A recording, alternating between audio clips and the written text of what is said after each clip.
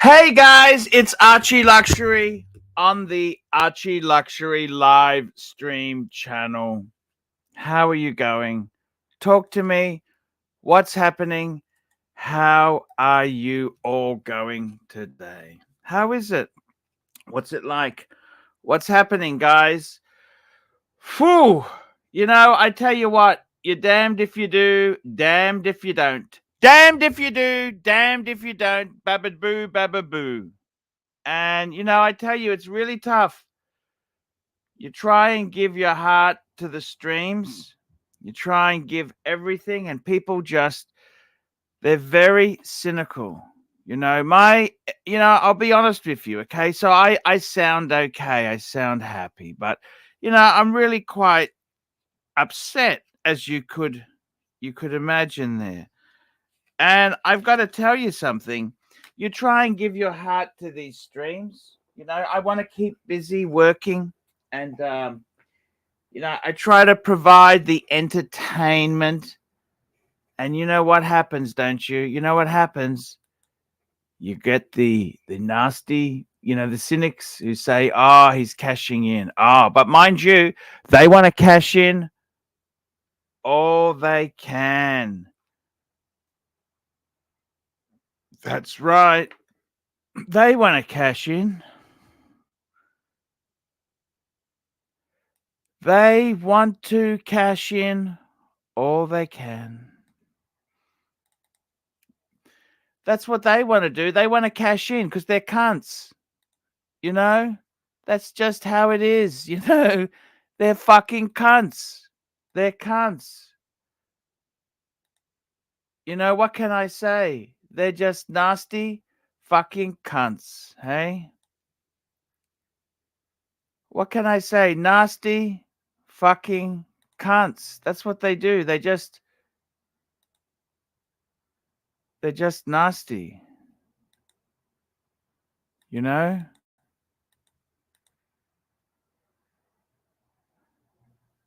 What do you say to them, hey? What can you say? I don't know. Um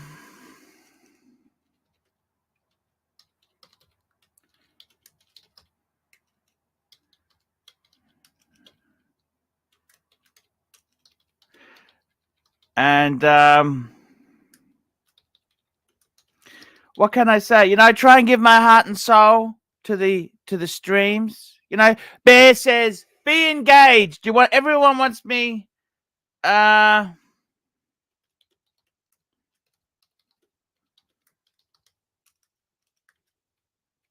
says be engaged, be engaged.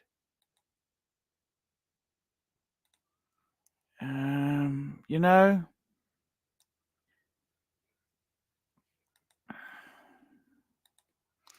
what can you say? What can you say? What can you say, man? And they're just nasty fucks. Just nasty fucks there. That's what they are.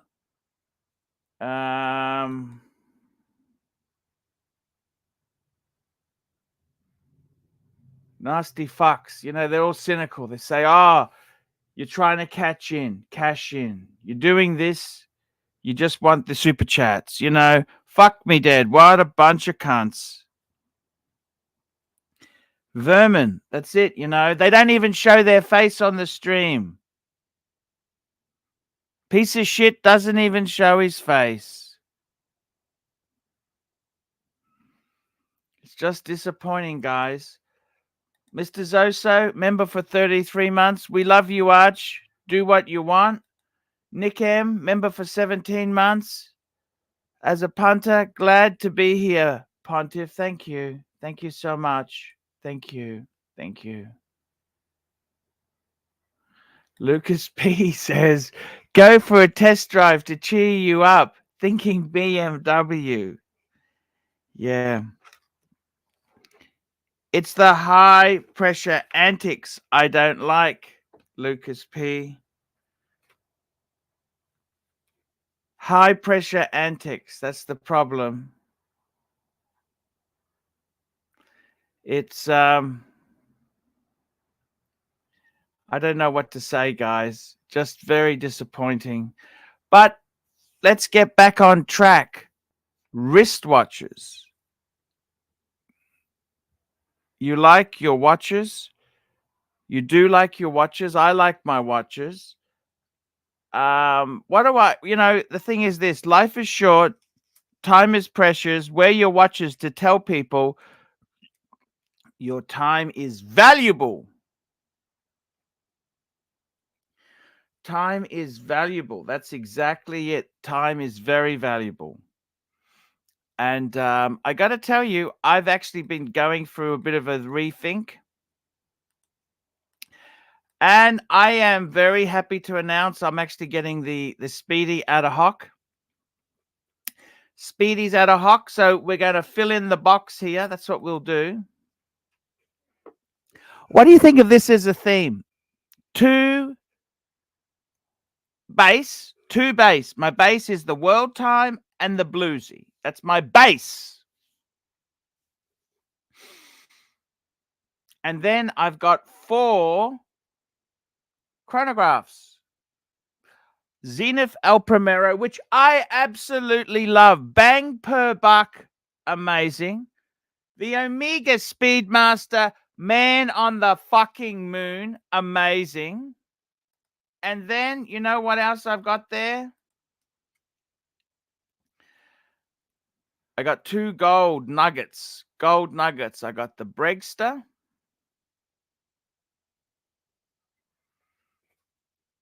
It's the Bregster. Mr. Zoso, I agree with you. It's not a good time to trade. 100%. 100%. Definitely not.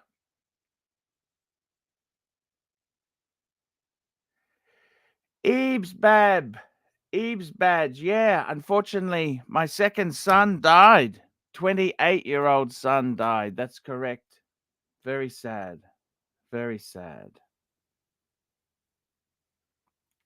So what do you think of that as a base? 2, the subby, bluesy, and the world time. Beautiful. And then 4 chronographs. 4 chronographs.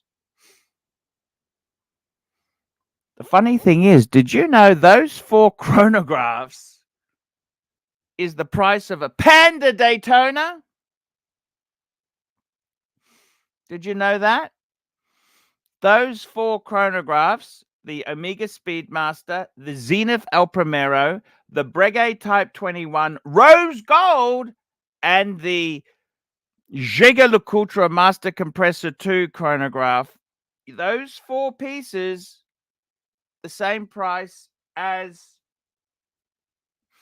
1 Panda. Admittedly, yeah, about right. That's the value proposition. I mean, are those 4 less? See, I think myself, the JLC in gold, that's probably the best chronograph out of the lot. 2 column wheels, 2 cams.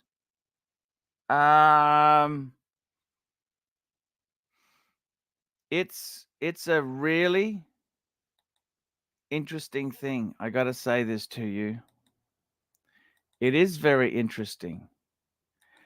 And I mean, the big thing is with this, we got a super chat. We got a super chat because we need the super chats to keep it going there.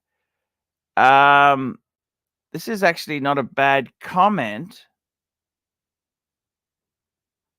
Not a bad comment at all. Now, I'm just having a look here. Let's have a look here.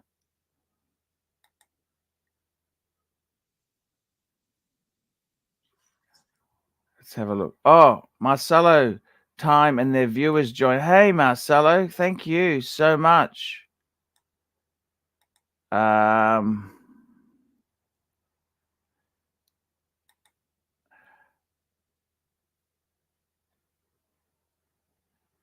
I tell you, the reason ban or time out, if the comments are inappropriate, that's the reason why banning and timing out. If someone says something that's it just gets ridiculous, you can only take so much abuse in one day before you want to just start screaming down and run down the street. We've got some more super chats. Let's have a look here. Nick M, $2. Two-tone bluesy is all a man needs in life. Yeah, I'd agree with that. I'd agree with that. Two-tone bluesy is all a man needs. Yes. We've got another super chat. Patek Philippe, $5. AC3, dump these shitters. Keep the world time, the bluesy, and get yourself a Viking Audemars pig wet. Pig wet, pig fucking wet Royal Oak.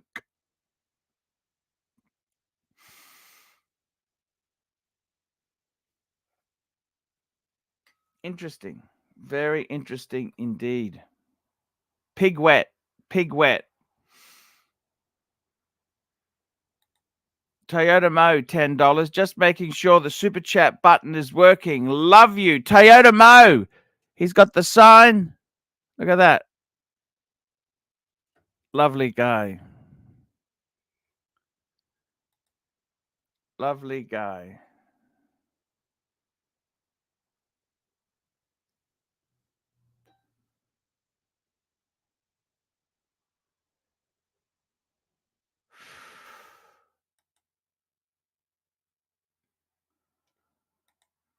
Ken Fresno. Ken Fresno, $5. Big boy. Do you think selling off some pieces and banking some saving might be a welcome stress relief? Beautiful collection.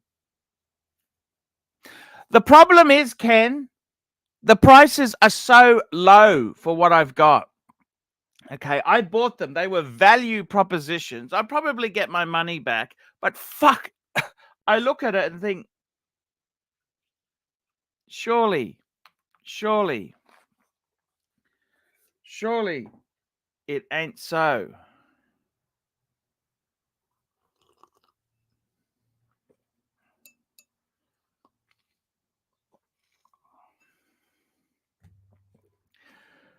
Surely it ain't so.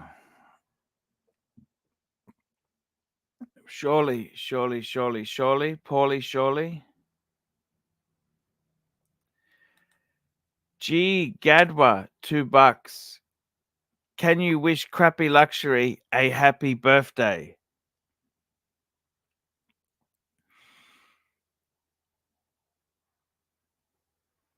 Sure, happy birthday, Crappy Luxury. He's not really much of a friend to me now, but happy birthday. You can have a happy birthday out of me.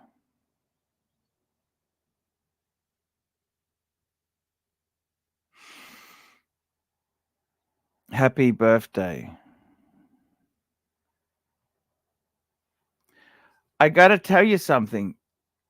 Patek Philippe, $5 super chat.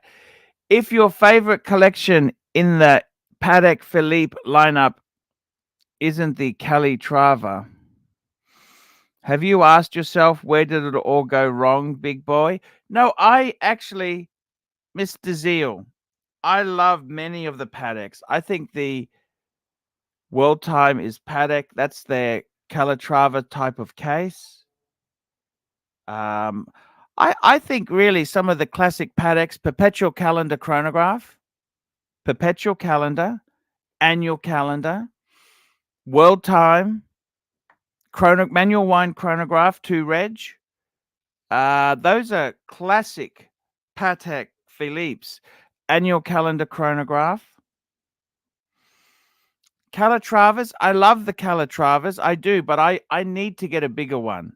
The problem is I have bought far too many things and I don't really want to sell them. I like them. I want to enjoy them for a bit more. Okay. I mean, I tell you, the Breguet is special to me now. I've already told you the reasons. No, I'm pretty happy. I'm actually going into bank. I've got to put that a few pieces in because I'm getting ready to go to London, and I got to tell you something. You know, when you kind of look at a collection, what do you really want there? A couple pieces, bit of fun. That's it, really. The bluesy can be a great piece. One and done, sunshine. It's a one and done. Patek Philippe, $5. Would you buy back the 5107G if it somehow got Nick Folks to name that watch the ArchieLuxury? If I somehow got Nick Folks to name that watch the Nick Luxury, show your new viewers what watch I mean. So this was a watch that really, I just, you had the passion for it. The passion. The passion for the 5107. Fuck, that was my 5107. Fuck yes. This was my watch. I'm just calling it up now. This is my photo. I'm just bringing up a photo. Oh, I got this. I remember this watch very well. Yeah, yeah. I loved it. You know, I actually own Patel. I own the version after it, the 5127. I think I preferred the 5107. It's got the smooth bezel. And they're both pretty amazing watches. Crown Guard Calatrava. Yes, I remember that. Fuck yes. Yes, that was incredible watch. Incredible watch. That was incredible watch, you know.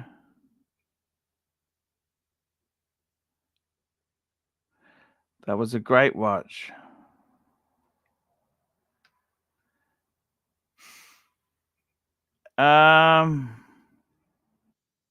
We got HR department on.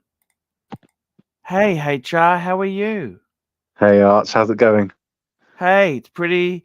Look, it's as good as it can get, considering the circumstances. You know, sometimes you have your moments. You're a bit down. I'm feeling. You know, I'm actually going to be taking a few days off. I think that'll be good for you, Arch. Yeah, I think it's sort of. I want to work a few days. I'm going to work up until the funeral. Then I'm flying out that night.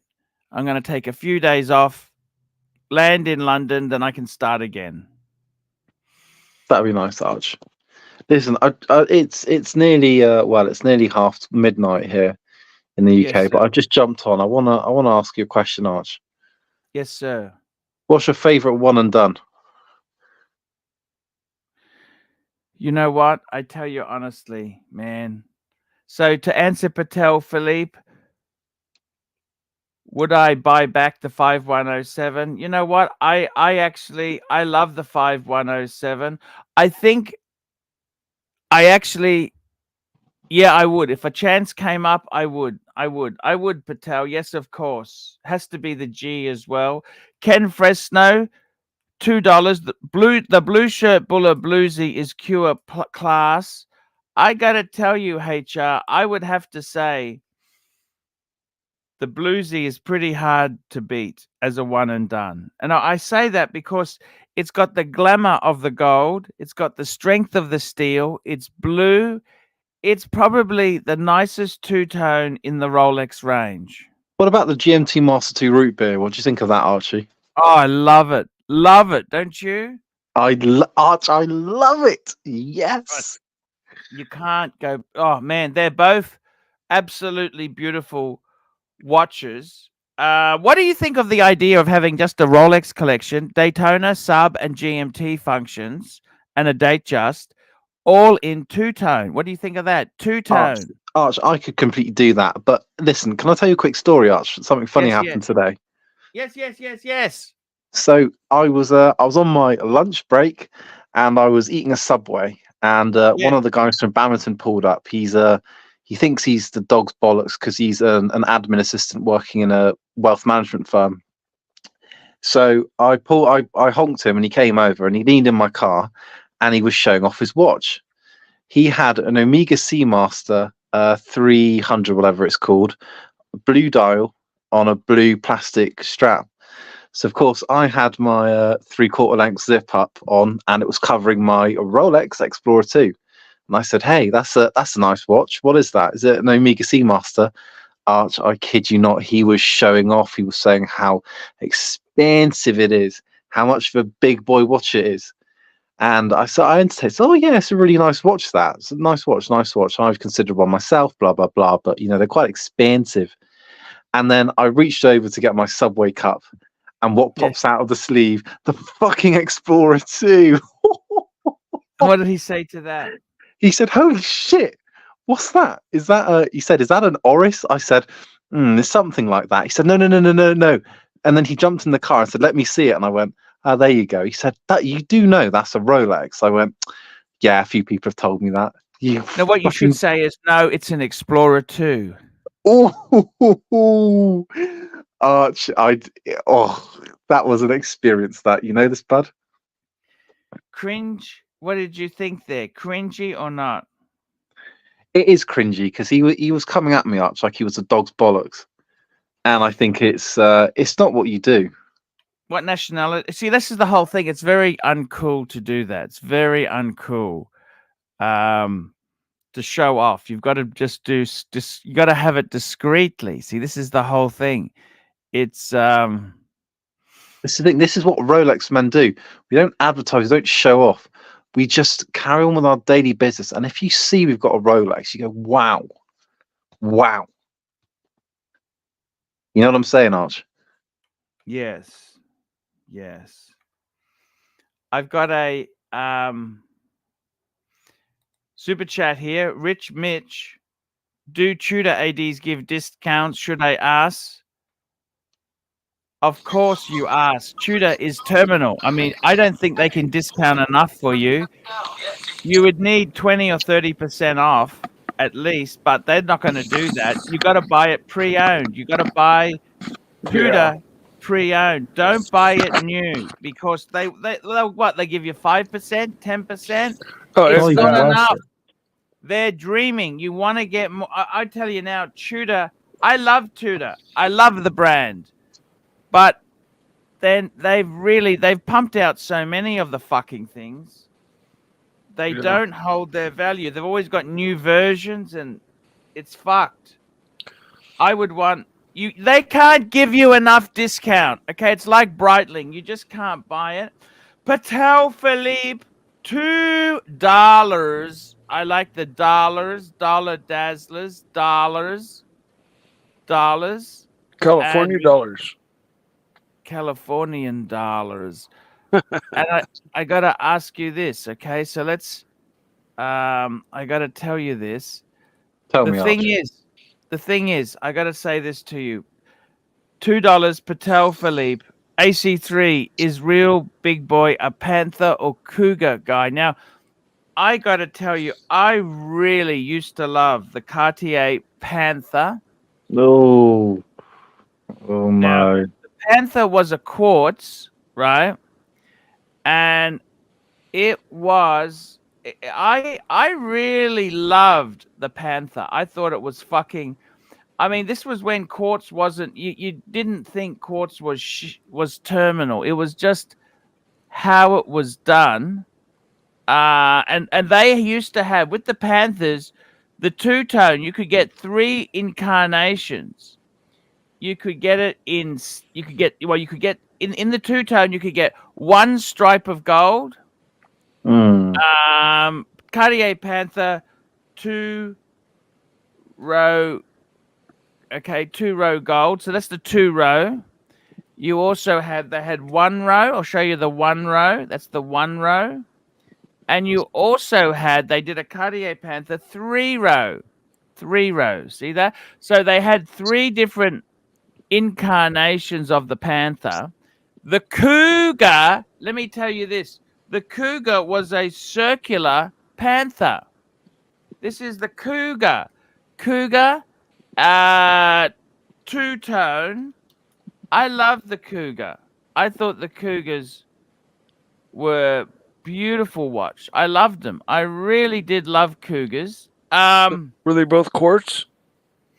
Yes, they were quartz. Cougar and a Arch, panther. I've got to be honest. There suddenly are some shitters in the mist. These are horrible. Well, it was a different era, 80s, 90s. You know what I mean? And Cartier kind of gets the gets the slide on the quartz thing because they're Cartier.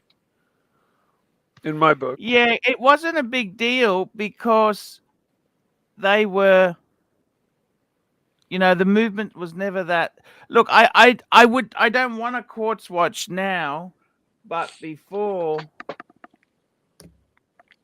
it wasn't so terminal. Arch, this is toxic garbage. The only Cartier I buy is the Mark Goldberg special, the Santos 100 extra large, big boy. There you go. Cartier Santos 100 extra large. Put it up, big boy. Where's and Mark? I want it on the bracelet. Where's Mark? I need a mug that I can rub. There you go, Arch, Yes. along the top there. One from the Yes. right hand side. That is what I'm having. Keep going, keep going, keep going. No. The one below. That. Oh, look at that. Ooh. Nice. It's a heavy hitter. That's a chunky monkey boy. Woo. You really want that? If I'm going to buy a Cartier, Arch, that's what I'd be buying. And I'd be fisting it to the fuckers at work. And I'd say, you're fired. And I'd let the Cartier glisten. Now, is that asymmetrical? And I say, shut the door on your way out. Is that like thicker on the top? No, the bottom? no. Is it just an optical delusion? I don't see the optical delusion, Mike. I'm sorry, I don't see it. I'm not running with that. In the I picture, don't see it. In the picture to the right, it looks like the top portion next to the bracelet is thicker on the top than it is on the bottom. Maybe it's just the lighting. It must be the lighting. That's what it is. No, that's yeah. I never really imagined that, but I got to tell you, the XL Santos, that is a beautiful watch. It is beautiful. Mm-hmm. Could you wear that yourself? What do you think? A Cartier? You would wear a Cartier to work? I could wear a Cartier, but Arch, the thing is, life is too short to be wearing Cartier. When you could be wearing Rolex, you could be wearing Patek, you could be wearing Audemars Piguet. No, not Breguet. Arch. No. Tell me what's wrong with Breguet.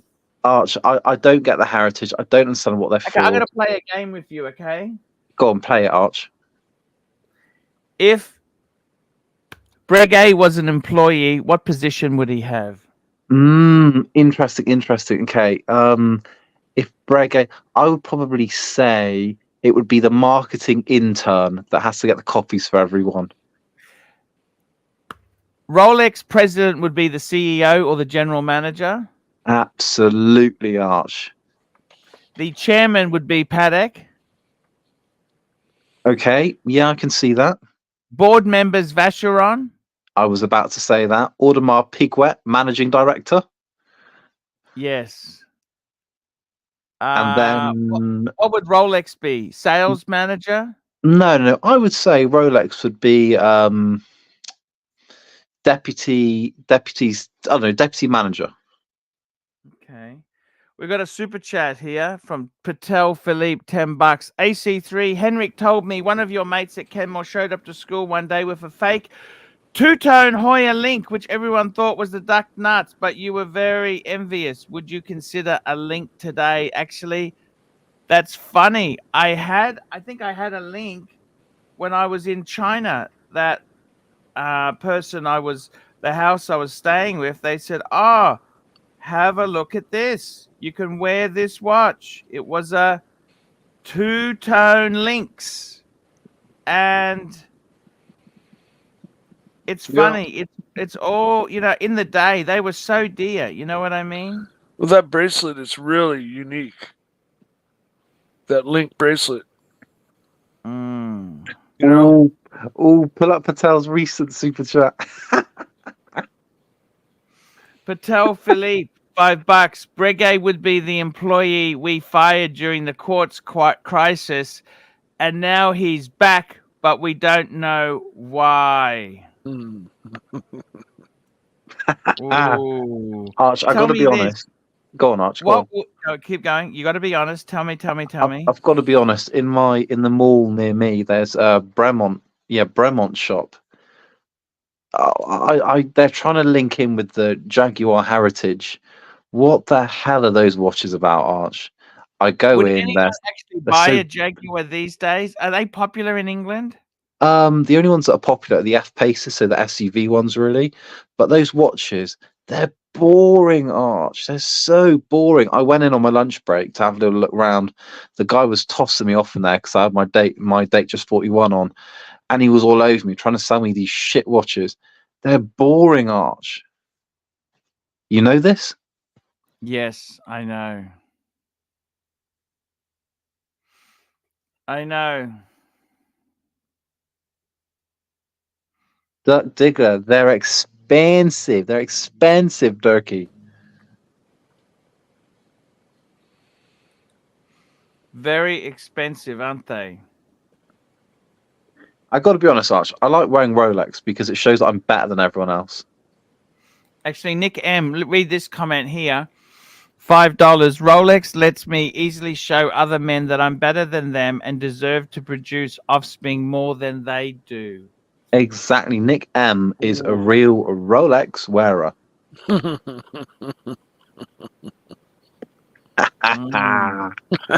We wear Rolex because we're better than everyone else. Genetics. Exactly. And because I've got 2 Rolexes, it means I'm doubly better than everyone else. I mean, the double happiness. Rolex to superiority genetically, it's been proven. It's just been scientifically proven in the laboratory. Exactly. The more Rolexes you have, the more superior genetics are. Mike, let's talk about cars quickly. What's your take on my car, the Skoda Kodiaq 7-seater SUV? I don't know if they have. I don't know if they actually have that stuff in. I don't think they have that in the United States. Do you have Skoda, Mike? No, we don't. Oh, I don't know anything about SUVs. Arch, pull it up, Arch. I mean, I look at it and say that looks cool or that isn't. But I mean, the only SUV I really take note of is the Porsche Skoda Kodiaq. Yeah, it's sharp looking, but Mike. It's an SUV. It's an SUV. It doesn't interest me in the least. Oh, come on, Mike. Come on. I'm sorry. I don't like SUVs. An SUV doesn't have center of gravity, does it, Mike? Well, the Porsche does, but I don't know about others. I just don't know. I don't. You know, the center of gravity is fucked, Mike. This is a German car. It's Audi underneath. Come on, look at it. I've been on track with the Porsche. What is it? SUV. An Audi? What model Audi is it equivalent to? No, it's got Audi parts in there, big boy. The engine's Audi. What is it? What is it? What is? I don't fucking know. Like it's a Q5, Q7? Oh, it's the equivalent of a Q7. It's a 7-seater, big boy. It's the biggest Skoda SUV. Yeah. See, is Skoda considered a luxury brand? I wouldn't say luxury, but it's maybe semi-luxury. It's not a shitter. It's an expensive soccer mom's car. That's what it is. Ooh, Mike. Oh, Mike, you're pushing my buttons. You're pushing my buttons, Mike. Don't do it. Don't do it. I'm sorry, man, but I mean that's just you're talking to a race car fucking purist, okay? So I'm sorry. Excuse if I say anything insulting, but I just SUVs interest me not in the least. Why did SUVs take off so much? Can I ask you that, Mike? What the fuck? Well, were people in America, I mean, we went past SUVs all the way to Cadillac Escalades and fucking full-size truck SUV kind of things. I don't know. Somebody all on high has told the car companies, build cars that get 10 miles to the gallon. Okay? Build cars that get shitty ass mileage and just keep on doing it.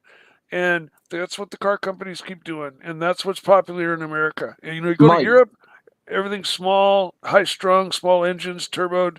But in America, nope. Big giant V8s, big giant cars you can't see around. That's the norm. You get a little 4'8" tall woman driving a gigantic fucking Escalade by herself, without the kids, without the fucking soccer team in the back, and that's her daily. It makes no fucking sense. Mike, I know, let me tell you one thing, Mike. What the good thing is about driving my Skoda Kodiaq is I'm higher than everyone, and I can look down on the peasants. But question to you: that's one advantage. why in America does everybody want pickup trucks? What's that about? Explain. Well, pickup trucks are handy, boy. When you got a truck, you'll find out because you'll get calls from all your neighbors. Hey, can you help me move? I need to, and when it comes time to move and shit, you need moved or a dump run or whatever you need to do. Having a truck is handy. So trucks are a different genre, different ball game. You love trucks, don't you, Mike? Mike, you love trucks. I like them. But tell me this, Mike. Why is it? You know about center of gravity, don't you? Like that's why a race car is so low. Why is it so low? Because the lower it is, the less chance it'll flip. Correct? Yeah, the less body roll you're tending to have. But like that's why cars like the Tesla, even though they're heavy as a tank, still do well on the autocross track because their battery is like right on the floor. It's 4 inches above the ground. It's below the center of the wheels. So the center of gravity, all the weight, the main weight of that car is below the lowest center of anything on that car. And that's why they do very well. They handle really well, and they've got the power to scooch. If you put bigger tires on them, they'd handle even better. But that's because of their super low center of gravity. And you're just to back up what you're saying, Archie. Yes, center of gravity is pretty much everything. You Just don't quickly. see I got to grab the super chat. We got a super chat. Patek Philippe, $5. AC3. Let's talk business. You are now CEO of Rolex. Your task is to revamp the Milgauss in the Metas era. First, what do I do? Now, I got to tell you something. You know what I would do? Rolex. I want you to look at this Rolex Milgauss. Look at the Rolex Milgauss Submariner. This is what the fuck you want. You want it to look like this. You see that? That is how I would revamp that bitch. Mm-hmm. Okay? I'm right there with you, Arch. That's the reason, because that just looks so cool. And I mean, the honest truth is there, you can't get cooler than that, man. Mike, can I ask you a question from the comments? Sure. PMB says, Mike the Snake, what car burns faster in a fire? Pantera, Porsche, or Skoda? What do you think? I couldn't say. I tell you what, an electric car would burn pretty badly. They burn terribly quick. Mike, your life depends on it. You've got to say one of them. Come on, Mike. Which burns faster in a Pantera? Pantera, Porsche, or Skoda? Go. I would have to say the Skoda because the gas tank's in the back, and when it goes up, it's just gonna... Mike, you're getting me really angry. I don't know. I'm sorry. I'm just taking a wild guess. I have no fucking idea. I've not burned any of them. You won't like me when I'm angry, Mike. You're getting me so frustrated. You're insulting my car. I'm sorry. I don't mean to insult your car. I love your car. Your car's cool. Your car's the coolest car in the world, dude. I'm so angry. You've called my car a soccer mum car. Sorry. I got to tell you something. One thing I will say, with the Skodas, one thing I will say. Go on, Arch. You must agree, with the Skoda itself, you're using Audi technology. It's like an Audi without the prestige. Exactly. But it's amazing. It's amazing bang per buck. Arch, it's called discreet wealth. Arch, my car has umbrellas in the side of the front passenger door and the driver door. That's luxury, Arch. I got a super chat from Patek Philippe, $5. Which of these supercars would pull the most Sheilas?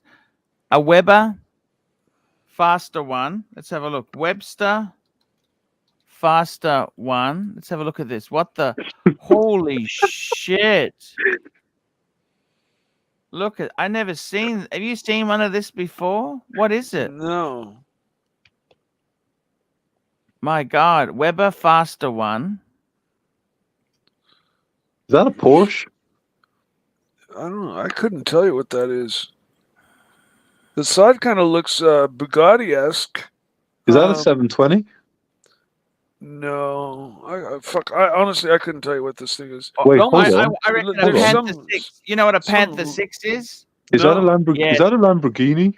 I love the Panther 6. I love this car. Oh, And you remember Tyrrell? Tyrrell had the Formula One Yeah, car. Remember the yeah. 6-wheel Formula Yeah. One? 10-inch wheels, 10-inch front wheels. Very, very groundbreaking car. Wasn't very successful, but it was very groundbreaking. And when it did work, it worked well. Mike, you know so much about cars. I'm amazed.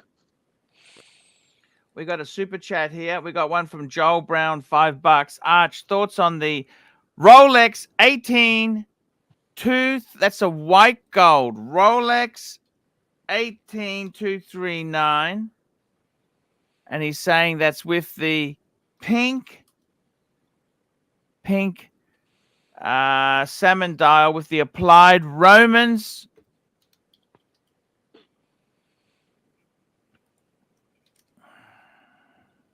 I think Jake the Yuppie's watch is nicer than this. Yeah, it's not quite. Our 30-year-old Day is still a Day. Yeah, 30-year-old one. It's going to be Man, like that's 24. mid-90s. I still remember the mid-90s. Fuck me, Those Dad. Who wants to watch that old? Get a new one. Get a 41, Joel. Come on. Stop being a tight ass.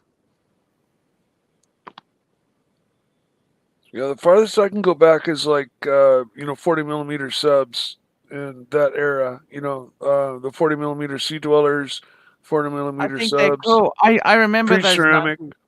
I love those 90s watches. They were They were fantastic. perfect. They were. They really were. I mean, they like chat from Yankee Doodle, $5. I like driving an SUV because I get to sit high up. It's more comfortable. When I drive a sedan, I feel like I'm scraping the bottom of the road. Exactly. The only thing is, when I drive my you're Porsche, going around I the am mountain scraping path, the road. what do you want if you want going around a mountain fast? High up or low down, Mike? High up. On a mountain, around a mountain. You want down low. That's right. Otherwise, you'll flip the fucker because you need software. The only thing that stops Arch, people. it doesn't matter. I've got life insurance. Doesn't matter if I flip the fucking car. Well, on today's cars, you got all these nannies that literally will keep you from crashing the car. I mean, it'll just say, "Oh, cliff," and turn the wheel for you, and fucking hit the brakes and stop the car. And it's hard to kill yourself in a new car. Just flip him over. Flip him over. Flip all him right? over. We got a super chat here from Little Dave, $2. Mike the Snake, can you shout out to my boy Mel K? Who? Mel K. Hoyle. Milky oil. Milky oil. I get it. Oil. That's funny. See. Yep. It's more prevalent or prominent than you think. In my researching about the Milky Oil thing, it's not just a Porsche thing. It's in Ferraris. And if you look up Milky Oil, the first thing it pulled up was my Ferrari has Milky Oil in it. And it all has to just do with the fact that you don't drive your car often enough and you don't heat the oil up enough to boil the water out of it. And all cars will accumulate water in the oil if you don't drive them to full temperature and boil that water out. Super chat. We got a super chat. Patek Philippe, $5. Ferrari Rainbow versus I Dream of Lamborghini Urocco. Urocco. Ferrari. I think Toyota most super chats about me. Profile me, big boy. Ferrari Rainbow. Holy fuck! I never even heard of this shit. Can we see another picture of that? That has got to be the ugliest Ferrari I think I've ever seen in my fucking life. That is the ugliest Ferrari I've ever. If that's a Ferrari, that's the ugliest thing they ever put out. You know what it reminds me of? Some prototype Lancia Stratoses. Or a Fiat. Oh my God. A Fiat X19. That's a rainbow. Look at that thing. Ferrari Rainbow. What do you think? No? Yes? That one looks semi-acceptable, but it's been done up. You know, it's got fat tires and aftermarket wheels. Ferrari on it. Look at that. That one doesn't look half bad. Look inside, Mike. Yeah, nice, beautiful interior. You know, it's funny how similar the Porsche and Ferrari and dashboards were back then. Yes, the lights. Do you like the lights? I don't like the lights. That's about as fucking like unartistic of a light bank that you can think about. Like, let's just make it square. But it does go along with the rest of the car, which is square. So, yeah, I guess, you know, it goes with the other thing is the other car he was looking at was a Lamborghini Urraco. Yeah, now these were like the 70s baby Lamborghini. I thought they were beautiful. I actually worked with a lady who they bought one in England. They bought one and brought it back to Australia. The Lamborghini Urraco. This is another kind of awkward looking car in a sense, but I find it much more palatable than the other the Rainbow. But it does have that rear window post and back end of the car is a little awkward, but it's still beautiful. It's still gorgeous. Lambo. I don't know who the designer was. It might have been Pininfarina. I know he had some designs that looked similar to this. But yeah, baritone. I think it's a baritone design, Michael. Yeah, might be. I'm not an expert on Lambos. I think it's a baritone logo there. Look at that. It's very Pantera looking. What do you think? No? Yeah, a little bit. Yeah. It's got it. You can definitely see that in there for sure. I think it's more beautiful than a. You think it's more beautiful than a Pantera? Oh hell no! Pantera walks all over this car. Looks wise, and probably performance wise. You reckon? Yeah. In '72, the Pantera was the fastest car in the world. It went 172 miles an hour right off the showroom floor. Yeah, the Pantera is much more beautiful than this car, in my opinion. What about the Pantera Must? What was it called? The Mustango. The Mungusta. Mungusta. Yeah. No, that car is the model that came out before the Pantera and Mangusta. Mangusta, yes. This is a Mangusta. That's a Mangusta. Absolutely sexy, beautiful. It's as beautiful and perfect as the Pantera, maybe even more so. These also had Ford engines, but they made one with a Chevrolet engine. Yes, that's right. Yes. And they are absolutely. I mean, there are so few of these out there. I've seen a few in person. I go into the vintage races here at the track near me, and they are absolutely gorgeous cars. We've got another super chat here. We've got a super chat from Toyota Mo. Arch, profile man that drives a Scooby and has 2 Rolexes. Look, I actually really love Subaru. I think Subaru Scoobies are I've driven a few Subarus. They're great cars. All-wheel drive, fantastic grip. They never really. I've been more of a Honda man than a Scooby man, but I've always had respect for Subaru. A lot of lesbians at one stage bought Subarus. But I actually loved the Subaru. I'll tell you what, Toyota Mo, they had this Subaru. Remember they had the VSX. Remember that? Yeah, Arch, that really sporty one with the like Yes, partial window. HR man. Arch, I got to jump off. I got to go and collect the rent. See you later. See you later, Mike. No worries, man. Hey, thank you for coming on there. Wear your Rolex, drive your Skoda, and what's the next Rolex? You're getting a Submariner, aren't you, next? And fire the fuckers. No, I want to get a day date 41, but when I take over the business. Yes, good on you. Go. Good. See you later, fuckers. This Subaru came with their flat 6. It didn't have the regular flat 4.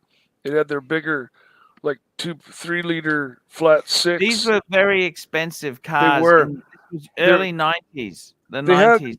They had the little sub window in the window didn't roll down. There was just a little mini window on the side.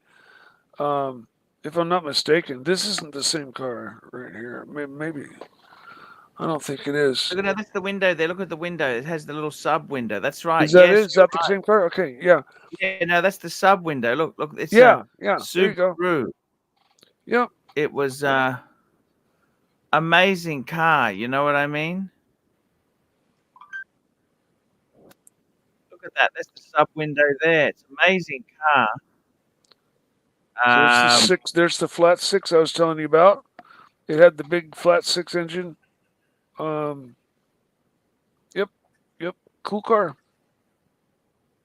It was a amazing car. Driving, these were expansive. These were that's the window there. See the window? Yeah. See, it had that sub window, kind of like aircraft style, or didn't the Countach or some Ferrari had a window similar to that? You know, where here we go. We got a super chat here. Patek Philippe, $2. Aston Martin. I love a good Aston Martin. Don't you like Aston Martin? Aston Martin. I love that brand. What a amazing brand. Virage. Let's have a look. Aston Martin. Oh, that's sexy. I think he means this one. It's an 80s. That's the Virage, the original. Look at that. Very wedgy. I think King Charles had one. Let's see what the Ferrari 400 looks like. Oh no, well they were not actually that beautiful. They were very wedgy. You know, most of them were automatics. The Ferrari 400. What do you think? That's kind of a toss up. I think I like the looks of this one a little better. But neither would be my first choice from either company. I think Tan is actually telling me the Pantera wasn't the fastest car at the time, but hey. Those are just numbers that I derived through reading about the car. And in 72, it was supposed to be the fastest production car made from the factory. Roll it up on the showroom floor. The Miura would have been faster because it had a V12. Did it? Well, V12, V8 doesn't matter. That really doesn't. When you mean say much. fastest, you mean top speed. What speed was the Pantera?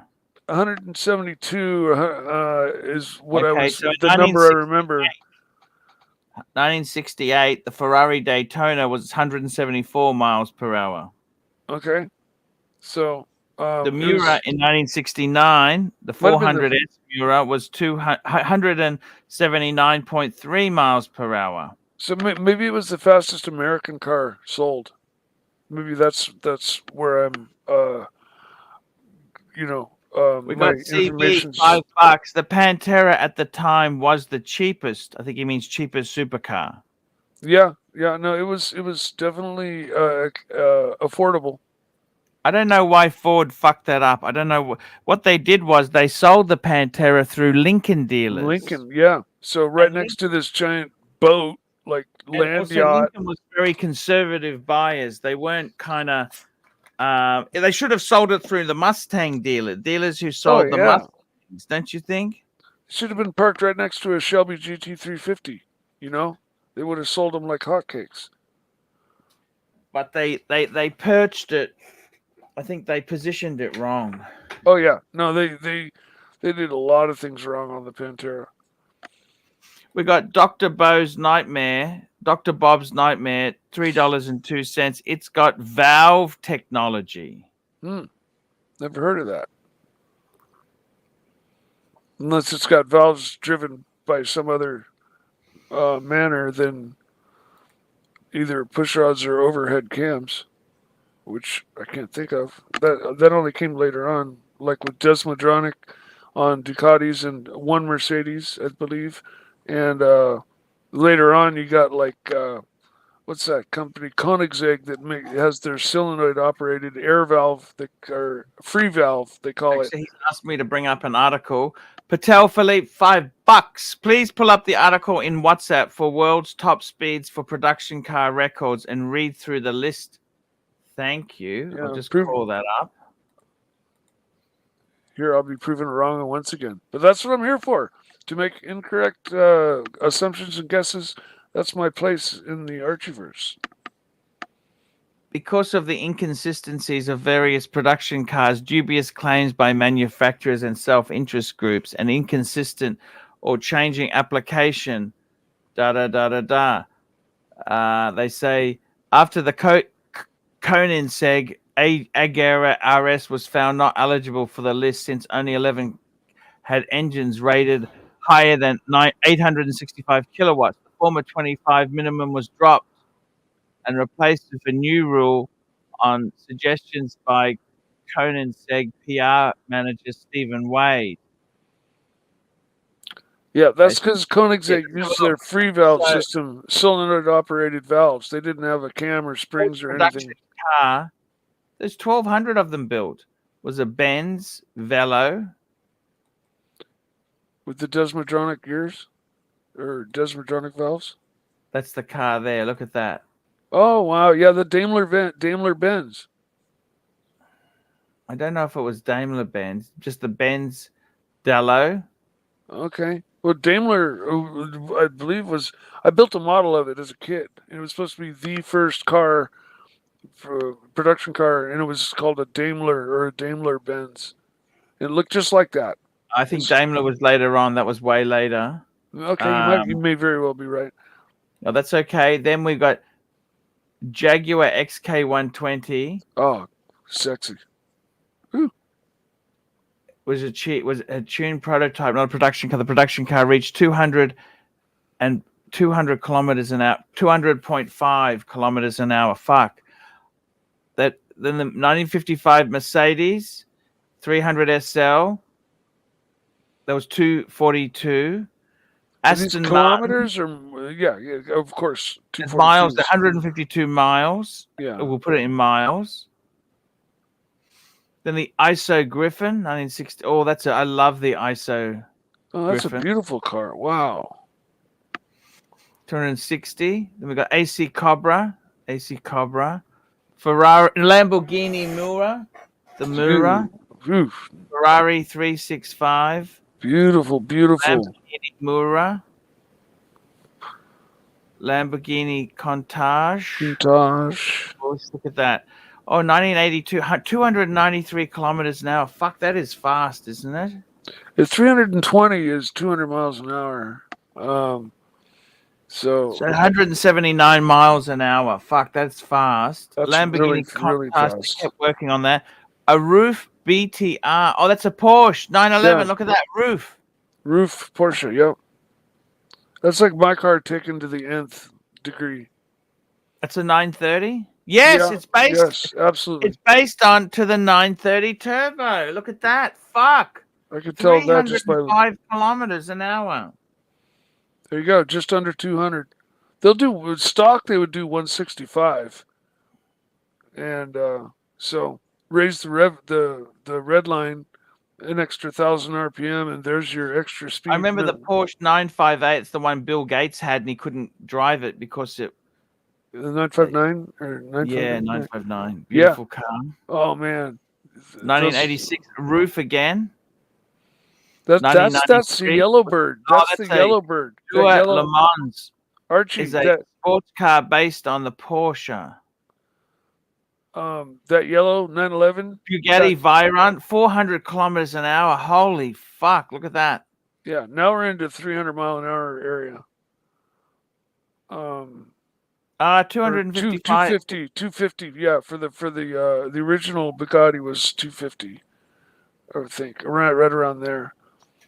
But that yellow Porsche 911, the singer was really famous. It was called the Yellowbird. Hang on one tick, just 1 minute.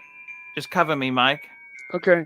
Yeah, well, that yellow 911 that was pulled up just a moment ago is called the Yellowbird. It's very famous. I believe it set the track record at the Nürburgring for the year of the time. At the time, it was the fastest thing around the Nürburgring, and there's lots of videos of it just drifting beautifully, seamlessly around turns on the Nürburgring, just smoking tires and drifting, which you normally can't do in a 911. But they fixed it. You know, they adjusted things, and the Yellowbird's a very famous 911. And that prototype car that Archie pulled up just a moment ago is Porsche made a number of prototype cars like the 917 and the 962, and those were full-blown all-out race cars that had flat 8s and flat 12s, and yeah, those are Can-Am cars. Super insane. You're lucky if you even see one, much less touch one, unless you're Jerry Seinfeld. Not many people know that Jerry Seinfeld's like an insane Porsche collector. And did you know Michael Jordan is an insane motorcycle enthusiast? He owns his own team, and I think it's a super bike. He races in the superbike class, which is one step below MotoGP. They're just a tick slower, but he owns one of the bigger teams. I don't know the brand. I won't even guess. But Michael Jordan, big motorcycle team owner. But yep, Porsche, also was for years and years, like 20 or 30 years, was the only car sold that would actually tack out in top gear. Most other cars had an overdrive that would just, the car would aerodynamically hit an aerodynamic wall or something that wouldn't allow it to reach red line in top gear. But Porsches were always geared to reach red line in their top gear, which is essentially race gearing. And that's one of the aspects of Porsche that I always found really cool.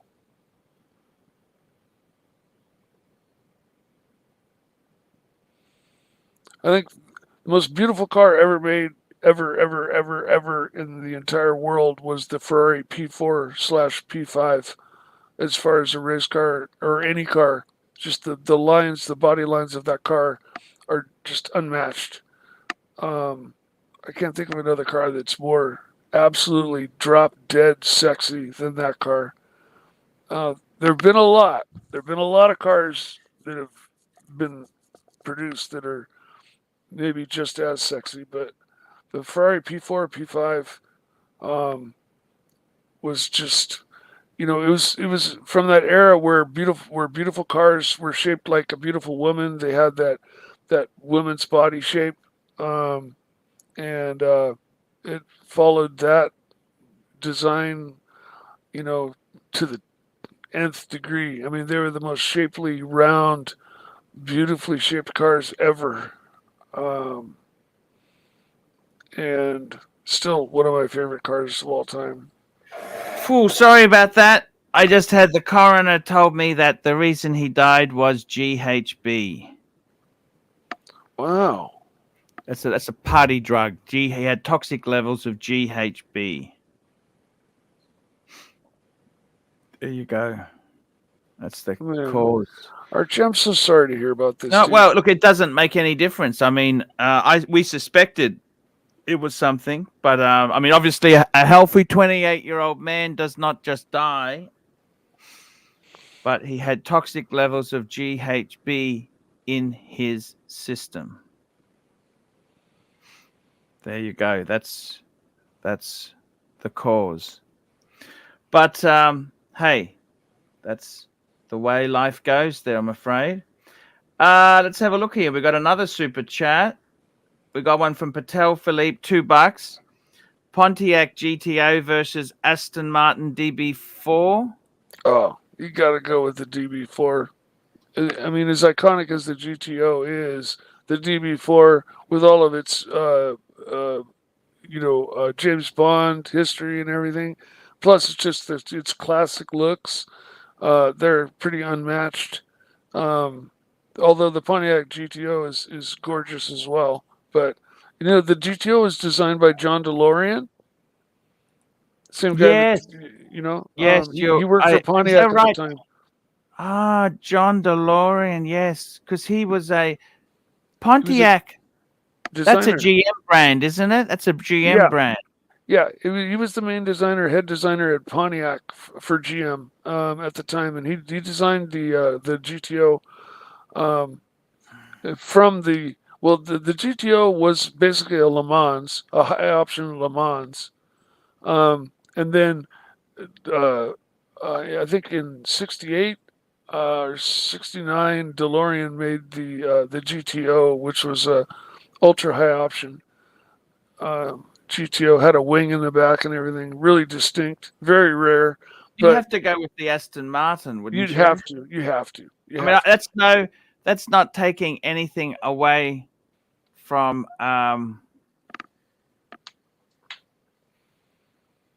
that's not taking anything away from the Pontiac.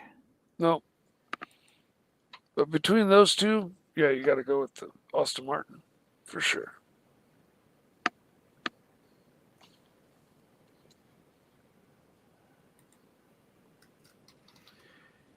That's exactly right there. Archie, have you ever heard of Yenko? You ever heard any of the Yenko cars? Like the Yenko Stinger, which was a Corvair, which had a rear engine flat six like a Porsche. It was this dealership owned by this guy Yenko would take cars and buy enough to homologate them for racing. He made Yenko Camaros. I think there was a Yenko Vega. There was Yenko Stinger Corvairs. They're highly sought after, and but Yenko was very, very well known in the racing area because he took cars that like Chevrolet never homologated the Camaro for road racing, and so Yenko took and bought like 200 of them and modified them himself and turned them into Yenko Camaros, not Chevrolet Camaros. He did the same thing with Corvairs. They weren't Chevrolet Corvairs anymore. They were Yenko Corvairs, or he renamed them Yenko Stingers, and they were formidable. But you look up Yenko, you'll see the cars that he produced. One had, I think the Vega had a Cosworth engine in it. I mean, it was no slouch. I gotta tell you, I'd love to have an Aston. You know what I fell in love with as a Lotus. I want a Lotus.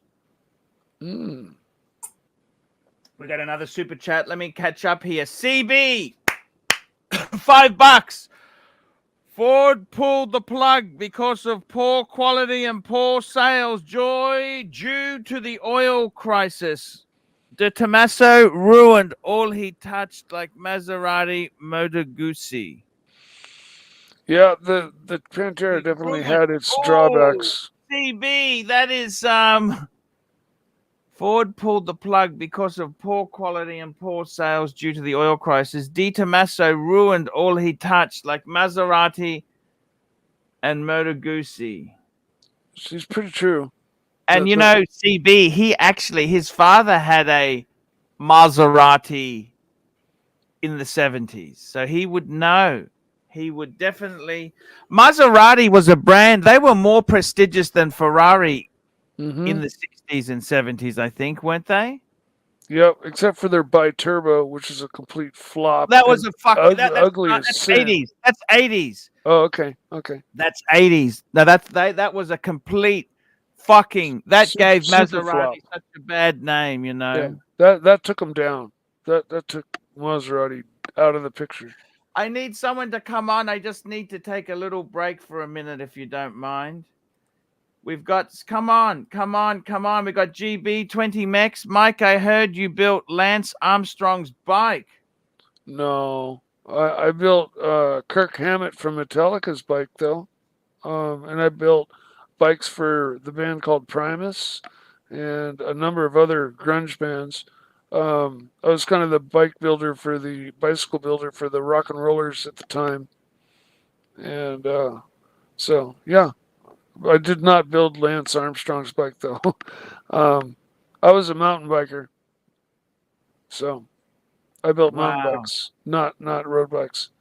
But yeah, Lance Armstrong, man, fuck, what a story! I mean, the guy was like a hero for years and years, and somebody must have blackmailed him or figured things out or threatened him because, like, what, 5, 6, 7 years after all of his consecutive wins in the Tour de France, he comes out and says, "Oh, I was actually cheating. I was doping," and they restrict him of all of his wins. And it's like, you know, if you're free and clear, you don't come out and just volunteer that information. So, but what a schmuck! I got to tell you, enjoy your 20s and 30s because when you hit 40. Your check engine light is going to come on. Yeah, mine came on at 46. It's we got some great support here today. CB is saying $2. Bi turbo was Di Tommaso creation. Holy fuck! It now, may have been turbo, the biggest thing about the Maserati bi turbo, they were often they were fucking. This is what I actually, can I tell you this? In the 80s, I really wanted one. I thought they were so cool. We got Curly jumping on. Hello, Boo. What's up, Boo? I heard you got to take a little break or what? Yeah, just a little bit. I'll be back very soon. Couple minutes. No problem. Take your time. Hold on, Mikey. Hey, what's up, Curly? What's going on? I just took care of some DMV business today. I saw, while we doing car talk until we fucking take the fucking show, tank it below 100 viewers or what? Bring up another topic, man. Let's do it. Let's talk about fucking glory holes and peep shows and adult bookstores. What do you think? Sure. All right, Mikey, I haven't heard you in a while. All right, let's say hello to a few people. I see got Ozzy X-Pac is in the... Man, you know what? I haven't seen Ozzy X-Pac with a full head of hair. I seen him with a full head of hair the other day. I thought it was Jamie. My man, who else do we got in here? We got Dr. Bro's Nightmare. He's a good dude. Pavel, of course, always trolling. How about Mikey? You ever heard of a 1974, 73 Jensen 440 powered Interceptor? Absolutely. You remember those things? Yeah, the Jensen Healy and the Jensen Interceptor, for sure. 1974, that was the only year I think they called it the Jensen Interceptor SP. They put a 440 six-pack. Oh, yeah. British fucking pieces of shit. Otherwise, they were powered by Lotus engines. Yeah. Which were no slouches, but they were little four-bangers. Or, yeah, I believe four-bangers. My buddy had when I blew up his radiator fucking in the desert in Las Vegas. I fucking I buried the fucking... Yeah, it had a three-speed automatic. 440 6-pack, but it was a little built, but I redlined that thing for about 20, 25 minutes. I was trying to bury the speedometer, but I blew up his fucking radiator. It cost us a lot of money. We were in the middle of nowhere. Oh man, you're lucky you didn't blow up more than that. Dude, that car was electronics in that thing were so fucked up. You know what? British cars back then in the 70s, Oh, their Lucas wiring was fucked. wiring. There's a joke that said the only good thing that Lucas ever produced was refrigerators. All right, what the fuck is demotronic? What was the word you just said? It was it sounded like guilloche. Desmotronic. Yeah, what the fuck does that even mean? Okay, you know how a regular car works, where it's got a camshaft in it, and the cam opens and closes the valves. Oh yeah. Okay, whether the camshaft be down below and a push rod goes up to a rocker. Yeah, overhead or yeah, okay. The cams are overhead and they ride directly on top of the valve with a cap. Mm-hmm. Well, Desmodronic, it has no valve springs, and they have fingers that rocker fingers, and there's actually. So they actually push the valve open and then pull it back closed. And so the lash has to be set, to closed to perfection. What engines was that in? And Ducatis and one Mercedes that I know of. Ducati cars? No, Ducati never made a car. That's what I mean. All Ducati motorcycles. Let's read some super chats, Mikey. You got a super chat here from JBI Deeks, $5. Go ahead and read it, Mikey. Mikey was the first AT punter to come to the Archieverse for the car talk. Sure. First AT punter. I don't know what that means. I'm not sure. Okay. Thank you, GBA Deeks. Yeah, I mean, what was your first car talk? Was the Pantera? Did it burn? Didn't it burn? Doesn't matter. Who cares?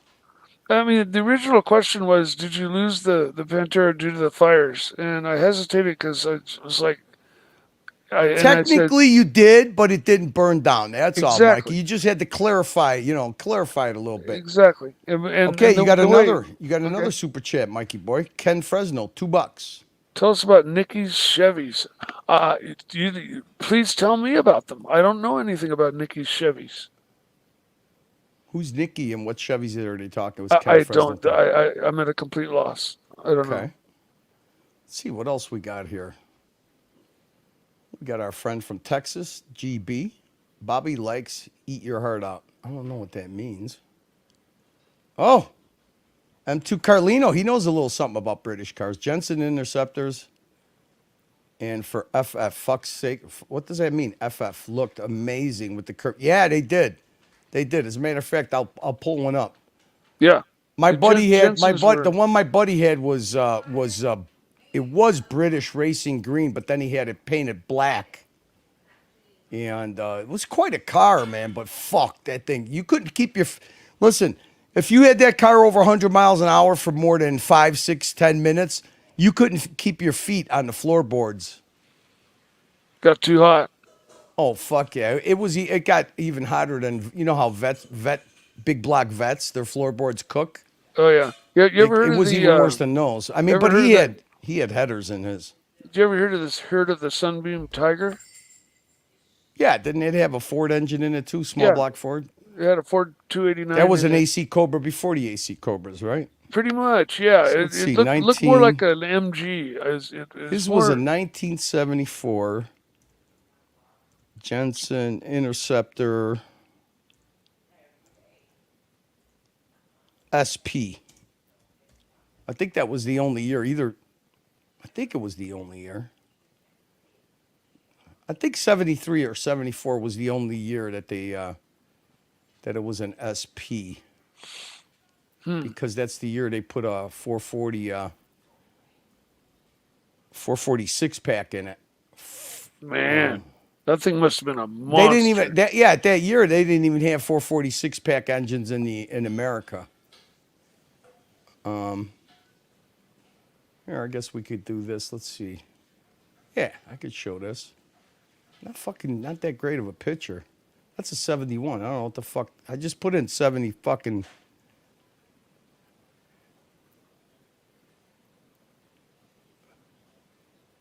71, 73. Oh, here's a 74. Yeah, I don't know. I mean, it seems like every fucking one of these that you pull up is red for some reason. His was he had it painted black, and then there was another one that he really liked that was green, but it was just the 440 with the regular. Let's see. Oh, here it goes. Holy fuck, that might be his car. You're kidding me.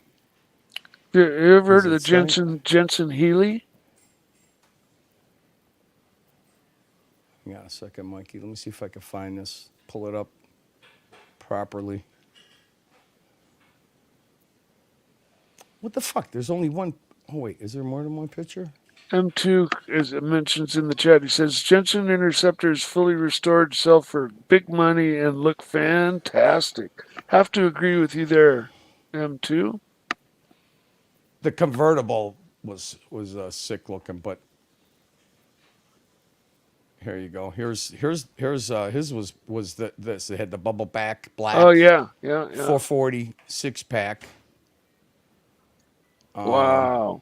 What a fucking Here's monster. an SP. Here's an SP. Yeah, that's the SP right there. Very They were cool. fucking killer. They were killer cars. I mean, they rode like shit. But I mean, the roar, when you had the 6-pack on them, man. When you used to fucking get into the power band. Here's the convertible. Oh, the convertibles. They're different. I like the way the bubble back convertible. looked. I really like the way this bubble back looked because it was a little bit Porsche-ish, a little bit like a Porsche. Yeah.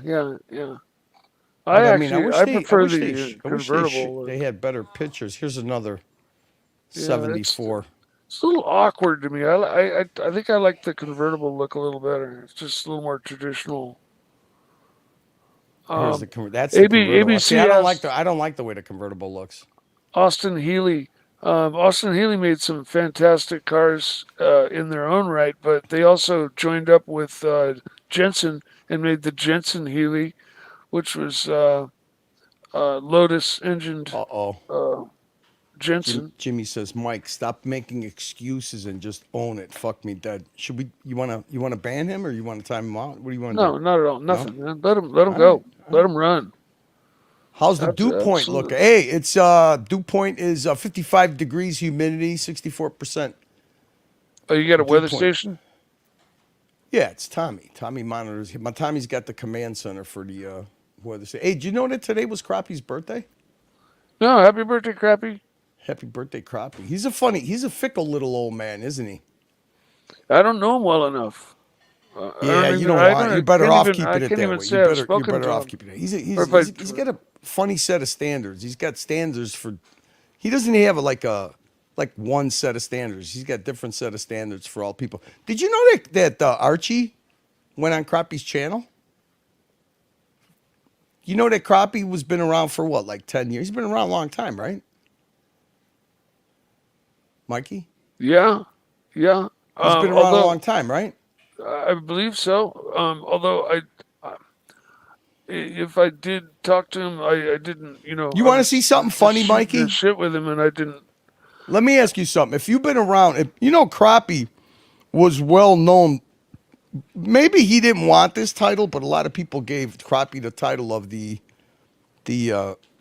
was the keeper he was the historian for the ArchieLuxury saga. From the beginning of ArchieLuxury, everybody called him the historian. Like in the Congressional Library, you got the head custodian of the historical artifacts in the library. So that's kind of what Crappie was to the Archieverse. He was the historian of the Archieverse, all the content, all the stuff. So. Isn't it funny that last year, right? Well, right here, January 4th, 2024. So this year, that's kind of funny, January 4th. I didn't even catch that. That's really close to my birthday. Isn't that a coinky dink? It was the first time in all these years that Crappie made a visit. I mean, Archie made a visit to Crappie's channel. Can you believe that? As a matter of fact, look at the title of the show. Archie Luxury visits Crappie show. Curly and Lux report get the giggles on AC3's channel. Well, I mean, see, the thing is, some of these folks, I don't know if it's the people they hang around with, they get a little paranoid being on these YouTubes for a long time. You know what I mean? That paranoia sets in. For some reason,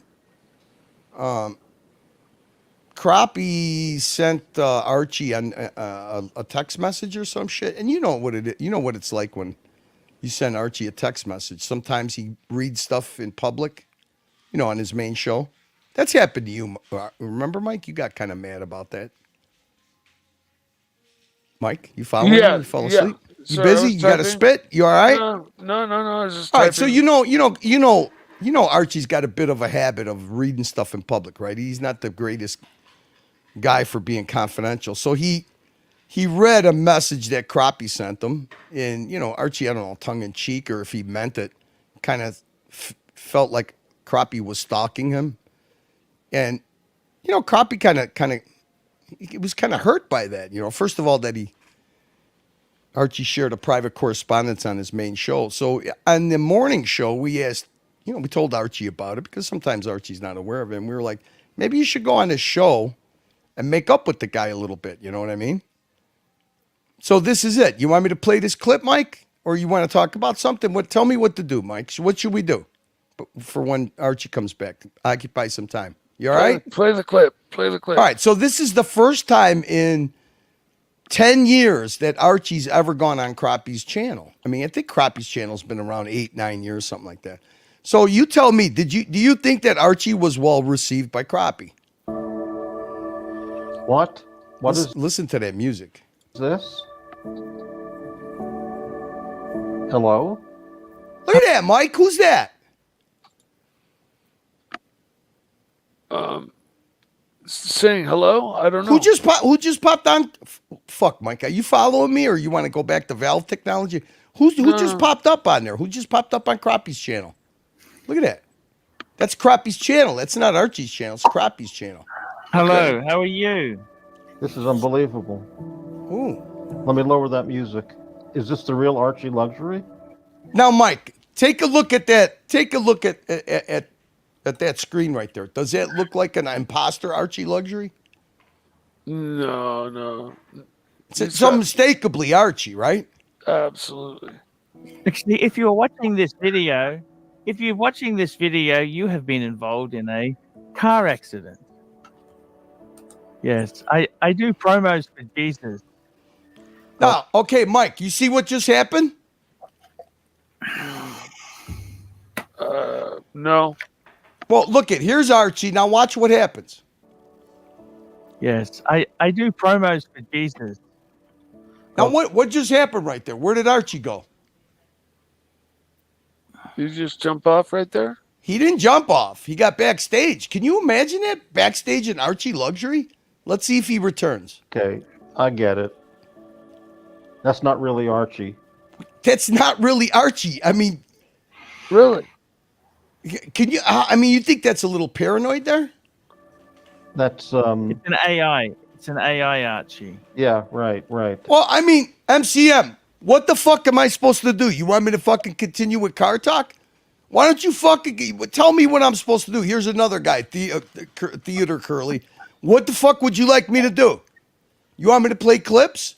Archie, what the fuck is with this audience, man? They're fucking tough today. I think you took them down the fucking car talk road too long. Is Archie coming back on? Yeah, he's right here. What the fuck? What do you want me to do, Archie? Hey, we love you. You know that? Oh, I know, but I'm not in a good mood. I feel like timing out a few people, Archie. What do you think? Look at the words of encouragement. This is Ozzy mateship, Archie.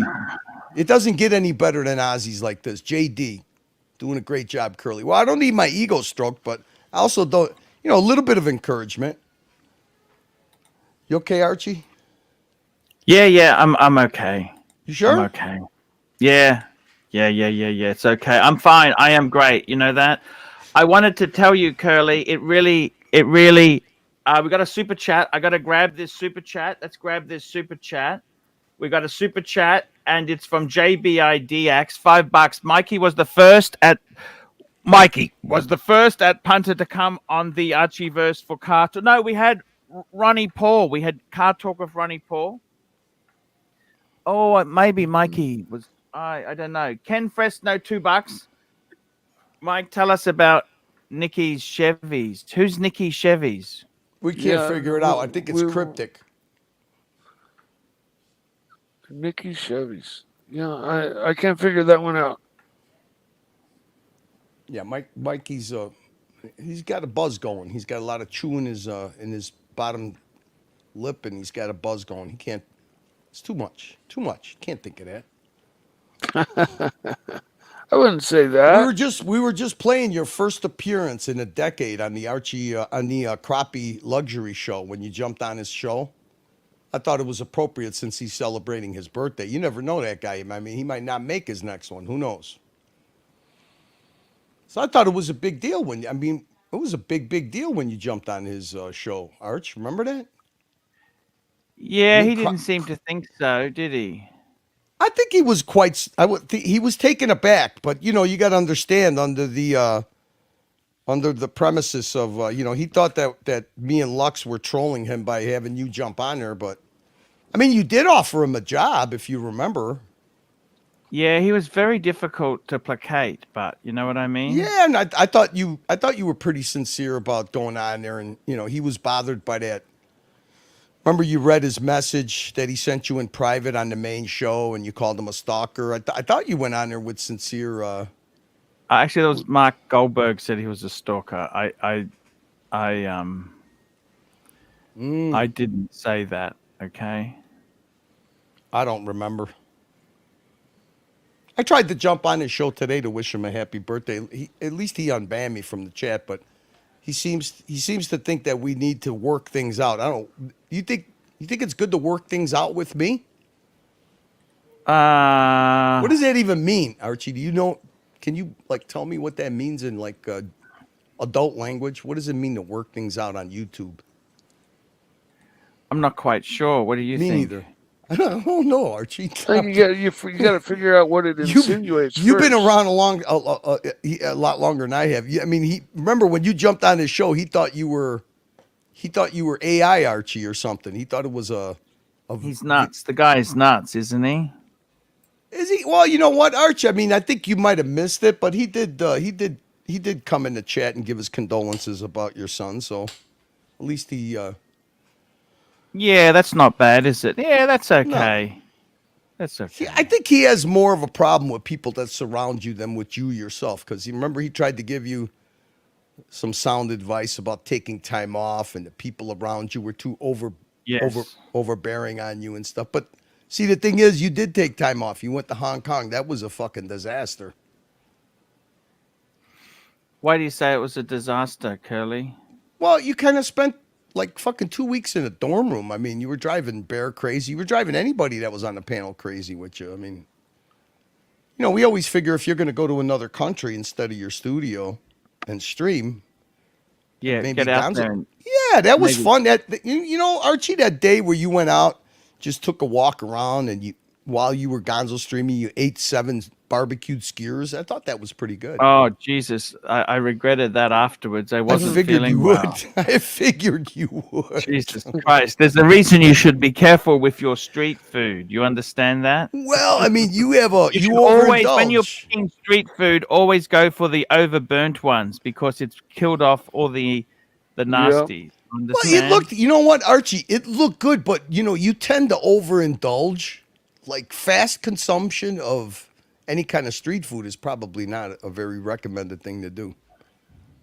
What are you sharing, Archie? You want me to put it up on the screen? Not yet. Oh, not okay. Yet. No. Sorry. Not yet. So it's okay. Curly, I want to ask you something, Curly. I want to ask. I really want to. I'm actually going to be taking a few days off. Okay. I heard. And I gotta ask you. I wanted to ask you, Hey, look at who we have here. Our dear, dear friend, Ross Rachel Ross! Brady. How are you, Ross? Hey guys. Hey, Ross. Hey, Ross. Hey Mike, Archie. How are y'all? Curly. I'm so happy to see you, brother.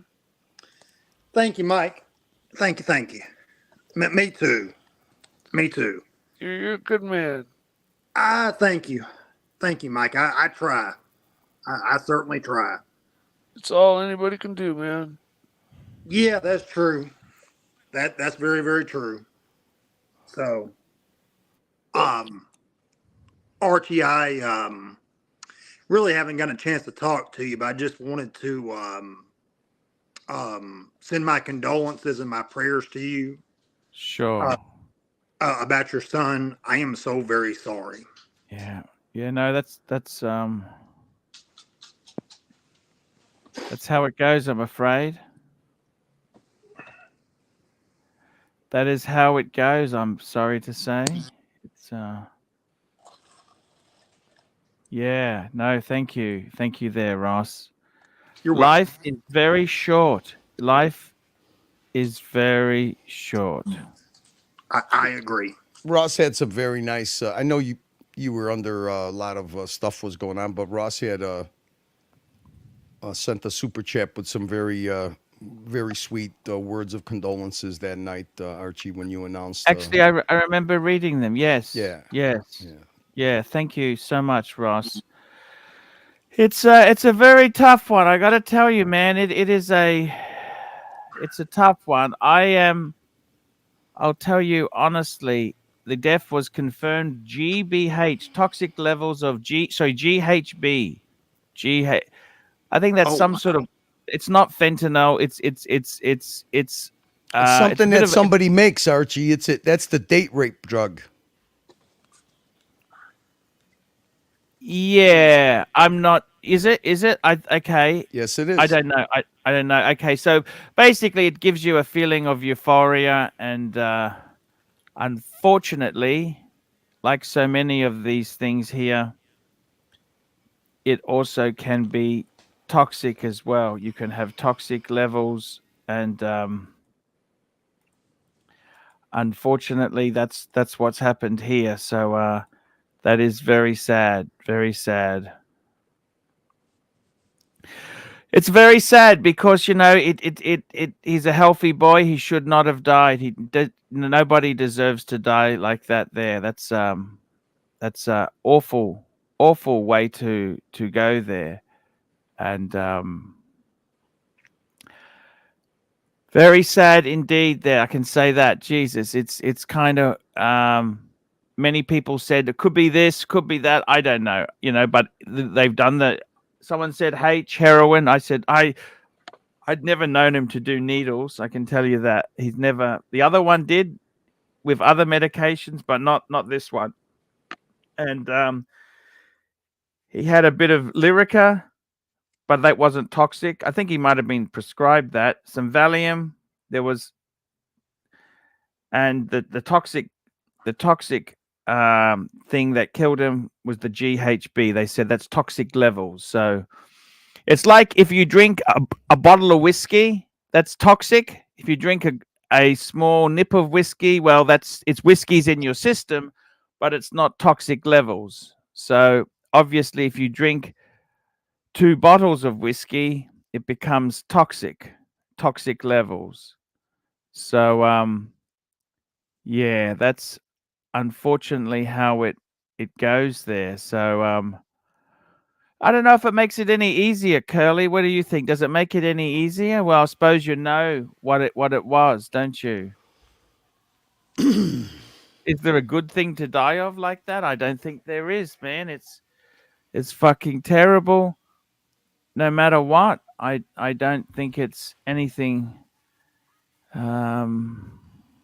I suppose it was okay.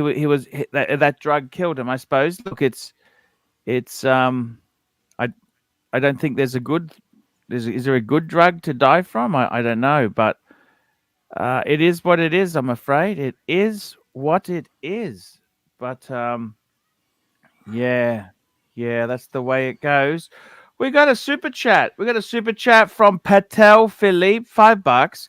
Archie, is the Louis Vuitton Ablo airplane bag a bit much to carry? The mountain of Canadian chocolate Lux has requested. Thoughts? Let's go and have a look at this. Let's have a look and see what we are talking about there.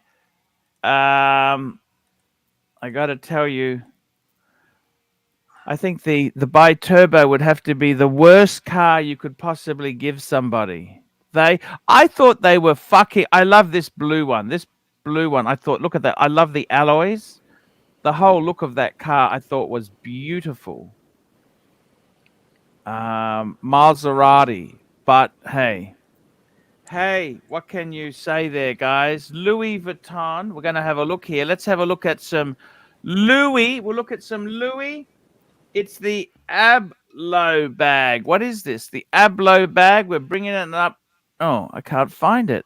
AB Alohage, and it's called the Airplane. Okay, let's have a look. Oh, fuck yes. Yeah, man, this is it. Yes, yeah, it's 39,000 US dollars. 39,000. What do you think? Would you want one of those, Curly? No.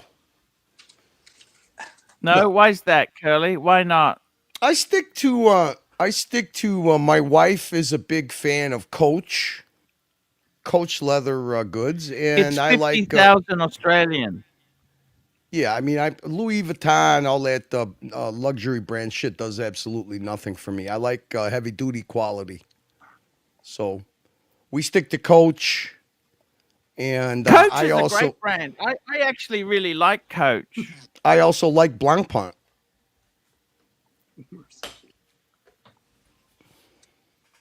Yes, Blancpain. That's a great brand, Curly. Yeah. Is it cool? What do you think to have that bag? Look at that. No, I mean, well, look at the guy. I mean, what is so cool about him? I mean, to me, he looks like a fucking idiotic pimp. I mean, look at him. He's got a fur coat. He's holding an airplane bag. I mean, if that doesn't, he's got a fucking cowboy hat on. He's got Ugg boots. He looks like a half a sissy pimp. You reckon? Yeah, Archie. Listen, I don't. I'm not a big fan of stupidity. So to me, like no different than somebody paying $190 for a T-shirt because it has a Supreme logo silk screened on it. You know, that's a young man's brand chaser, flexer type thing. I mean, look at how stupid that is. Yes. I like it, Curly. I like it.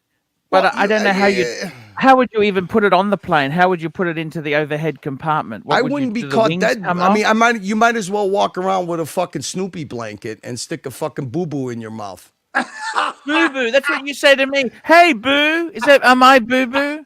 A baba. That's what my wife called it, a baba. I mean, it's fucking idiotic. I mean, Curly, I'm going to take a few days off. The funeral is on my Monday, which is your Sunday night. I'm going to Hong Kong that night. I'm going to actually take 4 days off. Do you think that's a good idea, Curly, or terrible? Should I ask people to run streams for me? What should I do, Curly? Talk to me. What do I do? Look at Archie. What I would do is I would do what you feel like doing. If you take some time off, you take some time off. You know what? If you got volunteers and you got a couple of paid people, if the paid people can't step up and run the show, maybe some volunteers will, or maybe there's plenty of other channels for a night or two that'll fill in that gap. Friendlies.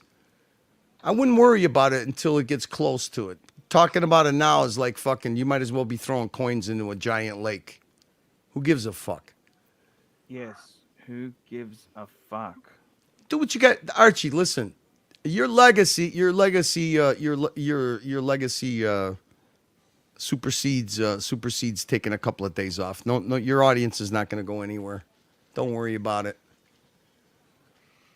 No, I understand what you're saying. Take a couple days off. Fuck it. That's what I'll do. Yeah, and then you know what? I mean, between Tanzil and you know whatever, if we run a couple of reruns, a couple of nostalgic Archie streams, some old streams, we'll find some way of. Hey, we got Loose Soul. Loose Soul. Go ahead. Go ahead. I keep Loose clicking. Soul. $100. Devastated for your loss, Arch.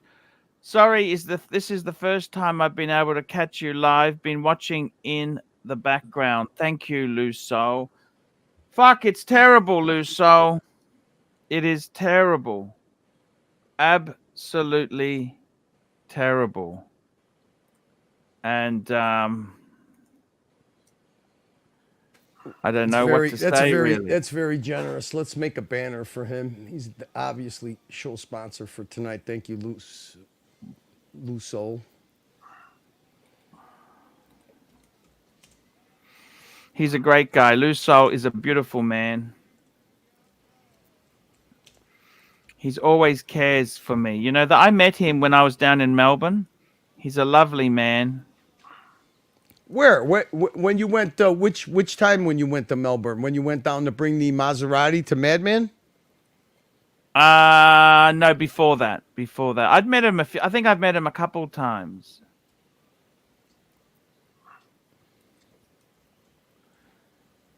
It's how it is there, you know. It's kind of Man, you got a lot of cult of the living dead, huh, Arch? All these cult members, huh? Yes, I got to tell you there, Curly. It's good to have. I mean, can I ask you something, Curly? Can I please ask you something? You're better off just asking instead of asking me if you could ask me something. Just ask. Yeah. Go ahead, Arch. Do you think I try and share everything on the streams? Am I sharing too much? Like people said, oh, he's doing it as a fun. I've had some really awful stuff said to me. Well, and Archie, you know, the thing you got to realize, it's not just said about you, it's said about your audience members. Your audience members are all cult members. We're all misguided. We're all spending money on a fucking on a lost cause.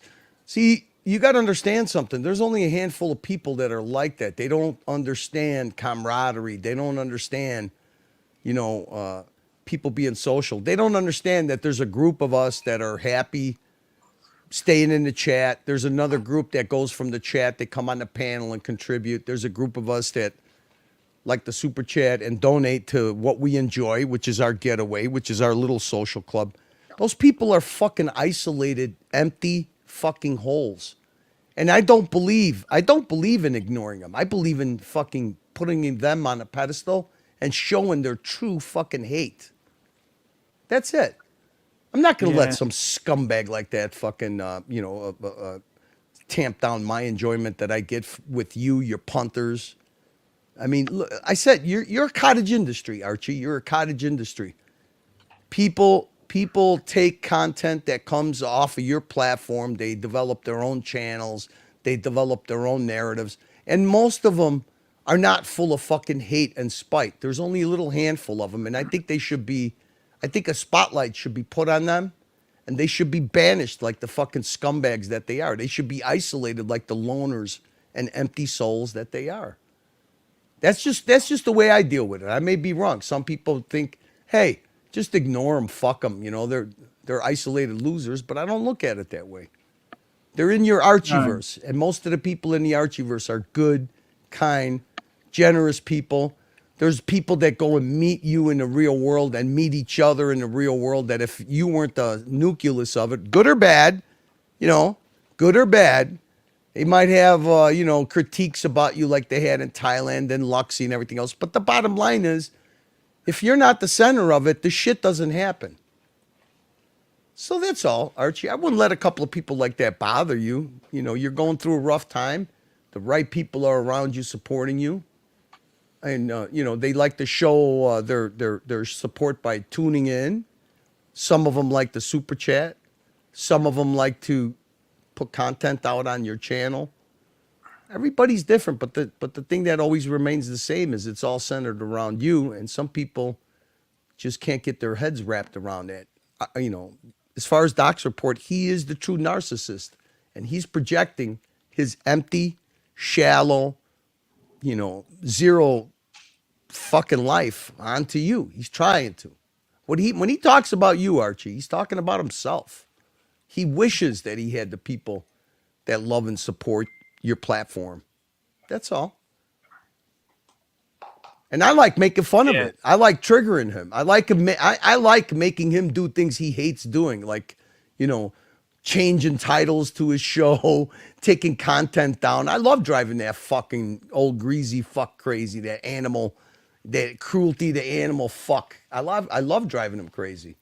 Why not? I love triggering people. What is your relationship with Narc like? Well, you see what's going to be like. It's a low effort friendship. Out of have you got different levels of low effort friends? Sure, I do. You got really low effort, and then you got medium effort, low effort. Is there a hierarchy? Well, there's people I respect, and there's people that I don't respect. How's that? Is that a little easier for you to comprehend? Yes. I can tell you this. Let me tell you this. Here's if I go to New York, I will definitely. Now, my wife's got family in New York. I got family in New York, so obviously they take priority, right? But if we go, I will tell her, honey, I got to make one day, at least one day, to try to go meet up with Hoff, JJ, Mr. Z, whoever else wants to meet up in OC, just to meet him. I would do that in a fucking heartbeat. Yeah. If I ever went to Australia, I would definitely have to go see Cousin Angelica and GMT, no matter what. Once in a lifetime, right? If I ever go. I'm not going to, if I ever did. So I got those kind of people. And then I got people where they're just acquaintances here on your platform. How do you find the acquaintances, Curly? Like, do you get a fulfillment in knowing, like, how do you treat them? You actually said something to me, which I thought was interesting. You said that you don't want to meet your low effort friends. You don't want to meet them. You just want to keep them at a periphery. Do you find that works? Yeah, some you have to, Archie. Some you have to, especially when they get combative with you. Why would I want to meet somebody that's combative with me on the streams? I got a super chat, Patek Philippe, $5. Okay, I've woken up from the cult now. Pull up a Vincent Black Shadow and tell me if this is a bike or an NPD. They're actually starting to build. There's a company actually building these from scratch again for about $90,000. He's got good taste in bikes. Yeah, I still think this is probably the most famous British. This is probably the most famous British. Line 4. Yeah, this bike was a myth. It was a myth for a long time. Yeah. There you go. That's the original cafe racer. Mm-hmm. Wow. I've actually seen one in person.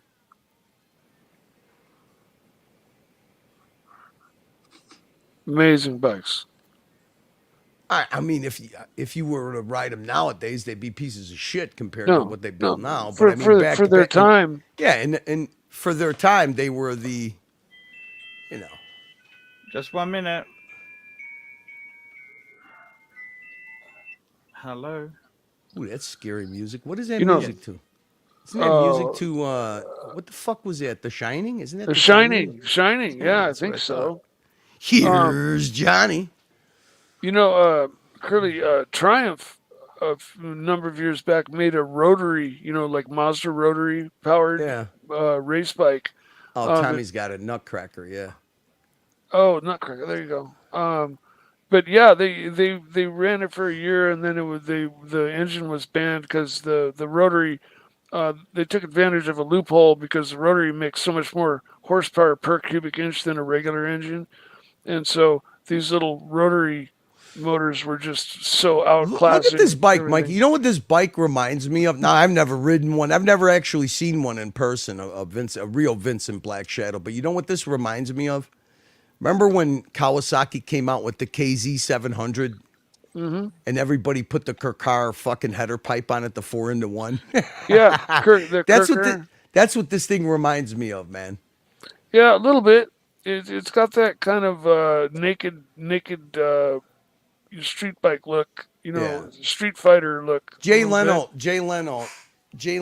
bought this bike like 15 or 17 years ago. He bought it for like 90 grand, and he put another 100 grand into restoring it. Holy moly! Wow. But yeah, I mean, back then, that was it. That was the original cafe racer, right? Did they ever use these in the military? No. These were very limited. The black shadows were very limited when they came out. As a matter of fact, people were taking those bikes and racing them at the Bonneville Soft Flats, the ones that made it to America. So you don't find too many unmodified, unchopped up versions of that thing. Okay. I had I think it's not called the Springer front end, Mikey. What did they call the other front end that looked like a Springer front end? A girder? Yes. There you go, Mikey. You got it. Yeah, girder front end. Drum brakes.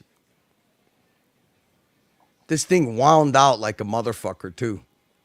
But don't really know much about it at all, but I know it's drop dead sexy. It's like the KZ 700 of its day, man. And I remember when that Kawasaki came out, when the KZ 700 came out, that was the original ninja of the day, of the street bikes. Yeah, pretty much.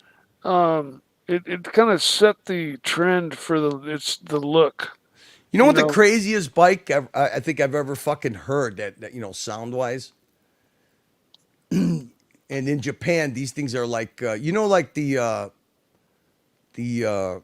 what is that car? The GTR, the Skyline, Nissan, the Nissan GTR, sure. The Skyline. You know how that is such like that's got like that's like a god tier grail. Yeah. The RB25 inline six. So the bike, the motorcycle. Now I believe what is it? The CBR. Oh yeah, you're talking about the pig.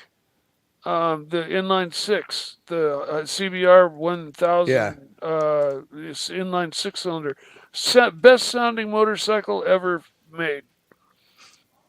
Going 30 miles an hour, it sounded like it was in, it was revving at 20,000 RPM. It was like a Formula One car. Is literally how it sounded. It was just the most beautiful sounding bike ever made, but extremely wide.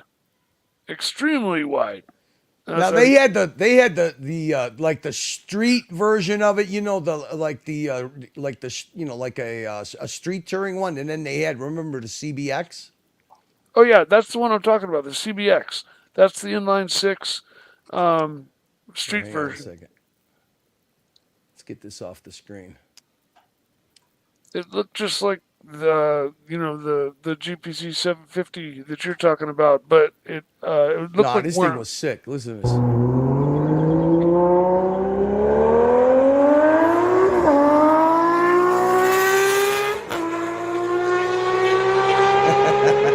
Yeah, that's in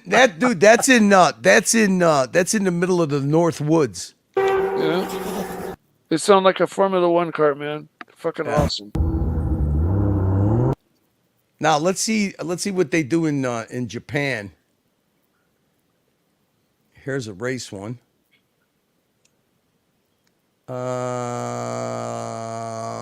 Let's see. This is at the Isle of Man.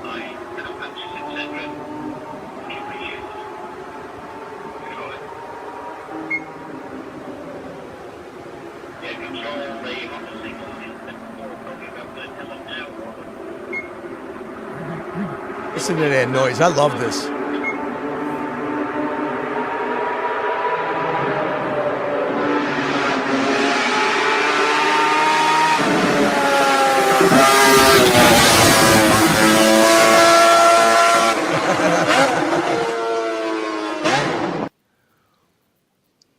They got this one guy that's in Japan, and it sounds absolutely sick. Oh, here he goes. Supercar. This is what I'm talking about, Mikey. 6 into 1. 1979. CBX.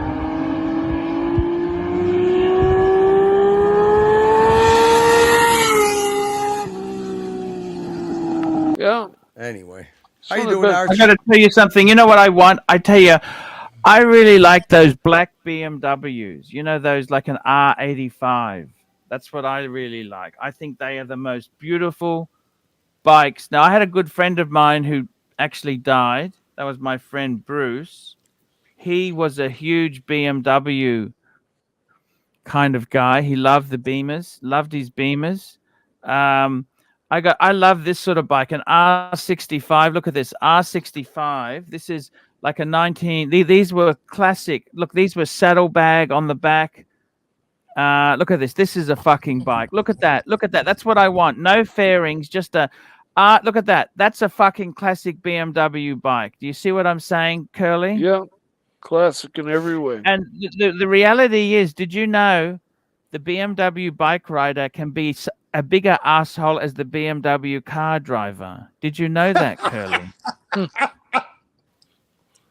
Yeah, I don't. I mean, I might as well ride my wife's blender than ride a BMW. hey, we got a super chat from Dr. Bob's Nightmare. SEI, We got a super please. chat from Dr. Knight. Here we go. We got a super. Actually, we got one here from Patek Philippe, $5. Okay, we did the shadow. We got Pavel, $5. Remember Mike's Hal's angel brother, Psycho, Uncle Psycho. That's right, Uncle Psycho. Dr. Bob's Nightmare, $2. Curly, pull up a Benelli C special. What is that, Curly? I don't Oh, know. you Go. did that. Hey, you wanna see something weird? You wanna eavesdrop on somebody's stream? Sure. Check this out. Check this out. What the fuck is this all about, Archie? Look at this. In whole to the penny. And the only reason why I got paid back so quickly Oh, you got paid back. is because Stefano knew that Ooh. I was deadly serious. Whoa, Archie, deadly serious. OC's talking like a mobster, like a New York fucking Casa Nostra guy. And that he had fucked with the wrong person. Ooh. He's weird. And on one phone call with him, One I think phone the call, final Archie. phone call that I ever had with him, Uh-oh. you know, I pretty much said, well, I won't mince words. I pretty much told him that if I didn't have my money in 48 hours, I would come to Cornwall. I would put a noose around his fucking neck and choke him to death in front of his family. Archie, what the fuck? This is your dear friend OC. What the fuck is he talking about? He's choking people to death on a phone call? Holy fuck. We'll get back to him. Let's look up Dr. Bob's Benelli. What did he say? And then we got a CB. SEI. A Benelli SCI, please. You want to do that, Archie? You want me to... Yes, we've got the Benelli. This is a bike. Yeah. I've never actually heard of this bike. 6-cylinder. 6-cylinder. Let's see what Wiki says about it. See if we got Wiki a YouTube video says on that. Benelli It was made from SCI. 72 to 78. Is a series of motorcycles produced by Italian manufacturer Benelli and masterminded by Di Tommaso. According shit. to CB, he Mikey. fucked a lot of things up. 2 models were made. The 750 and 900. The 750 was the first production motorcycle with a 6-cylinder engine. The engine was based on the 4-cylinder Honda CB500 with 2 extra cylinders. That's interesting. Archie, Mike, Yeah. why didn't you tell us your brother had one of these bikes?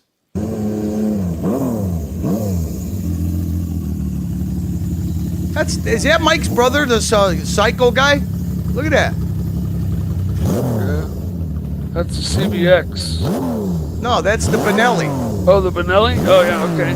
Wow, that thing sounds insane. Ferrari of motorcycles, baby. Damn, Mike, your brother looks good. The Ferrari of motorcycles. Sounds pretty good. Yeah, the Honda sounds better. It's pretty quiet. Actually, Mike, that uses a Honda engine, basically. Does it, Archie? I think it is. They said it derives it from a Honda. It's derived from a Honda with 2 extra cylinders on it. I've never heard of. I mean, I love their shotguns. It was Benelli shotguns. only for 2 years, but it was only done for 2 years. You see. Oh shit! Look at what CB says. Oh, CBC 1000 cc with a 6x2, awesome 6, but no brakes. In the frame, twisted on accelerate. Well, yeah, the no brakes part is probably not good. CBX 1000. CBX 1000. Let's see if we got something on that. See what that sounds like. That's got to be. That's what we were listening to earlier. That Yeah, that Honda. CBX 1000, right? Isn't that the one that? Sounded like a Formula One car. No Just brakes. sounds- I wonder if that thing. It had to have disc brakes by then, right? You know, it was right during that time when some did and some didn't, I believe. But I know that they weren't the only company to deal with frame twisting under acceleration. The Kawasaki two-stroke triple 750, also known as the Widowmaker. I forget the model number, but it was known for being a flexi flyer and being ultimately dangerous because. Yeah, I'm gonna have to reconsider my my relationship with OC after that. I'm gonna have to replay that comment. That this Curlock thing might not be something I want to get. I'm interested in if he's strangling people to death in front of their family. I can't have that. CB $5. Benelli 6. Another fike up by De Tomaso. Terrible.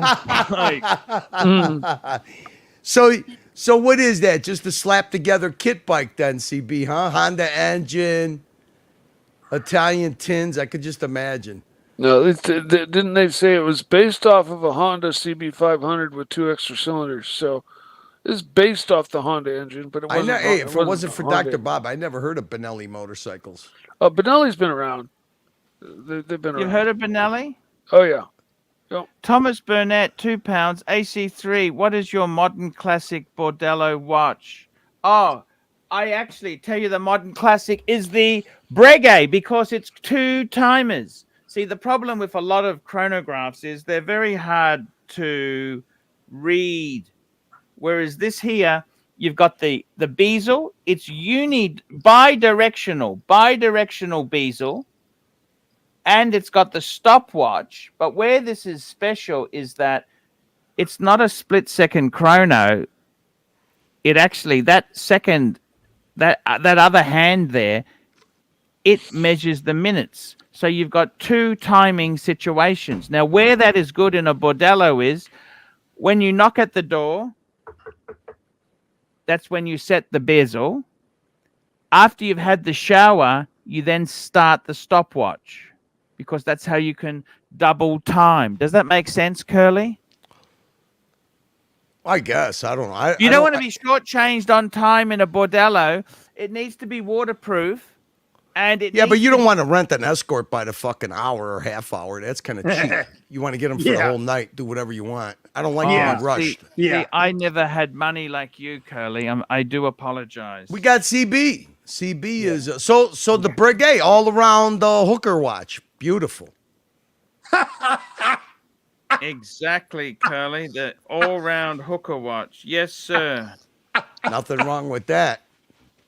Yes, sir. Hooker watch. That's the way to go it. I see what CB's saying. Yeah, tires were always shit back then, but yeah, the brakes brake had technology. disc brakes, but very rudimental. Tires also were not same as today's. Yeah, all the soft compound tires we got today. We're spoiled today when it comes to motorcycle technology. I could just imagine what it takes to fucking slow down something that could twist a fucking frame. It's got so much torque. That's got to be But crazy. you know, a lot of cars, you have engine mounts. You can He's break talking your about a engine motorcycle. mount. He's talking about a motorcycle. But you can also do it in cars too. You can break the engine mounts. You know the engine mounts because the torque in the motor. You know this. And if you didn't have the engine mounts, it would rip the chassis apart. You know this. Yeah. You know how you check to see if your motor mount's broke? How? You open up the hood. You look in through the crack of your hood. You put the car in drive. If the motor lifts up too much, you know it's broke. You can put it in reverse. That would be whatever, whichever way your motor spins. You do put it in drive. You put your foot on the brake. You give it a little gas. If you see the motor just crank up out of the engine bay, you got a broken motor mount. Then you do the same thing in reverse. You could check and see if it's your left or your right. Mm-hmm. I 100% agree with you. Wait a minute. Hold on a second. I'm getting some news here. See, this is what's fantastic about having a fantastic audience that you have. What do we have here? What is Andrea saying? When you're next to the Pillow Talk, we'll see Curly. Be careful. I don't know. I don't have nothing to be careful about. I'm in the fucking virtual world. But hang on a second. What did I see here? Docs is on OC now, Curly. Oh wait, let's check it in. He is right. Look at this. I think I'm gonna have to. You know what, Arch? I think I'm gonna have to rethink my relationship with being on panels with Mr. OC. If he needs attention this bad, well, look at Doc this. report. How are you, OC? I haven't followed the Wizard that much. When people think it's a civil matter, administrative. You can put me backstage or something. No, we'll just keep you right. I chose a different. End up. I don't know if you need attention so bad that you got to have a fucking hater like this severe guy accident. on your Terrible on your panel. No, he claims I could only talk about Archie's created this industry cottage, but he talked. He brought me up on the show, so I got to defend myself. Brought you. How does he defend himself? He wouldn't talk. He wanted to play a clip of you, Archie. You see how demented this fucking guy is, and anybody that gives him a platform is even more demented. This is a sick fuck. If he doesn't talk about you, he talks about himself, which nobody's there to listen to. Nobody wants some 70-year-old fucking, recluse fucking, stay at home fucking waiting to die dude advice.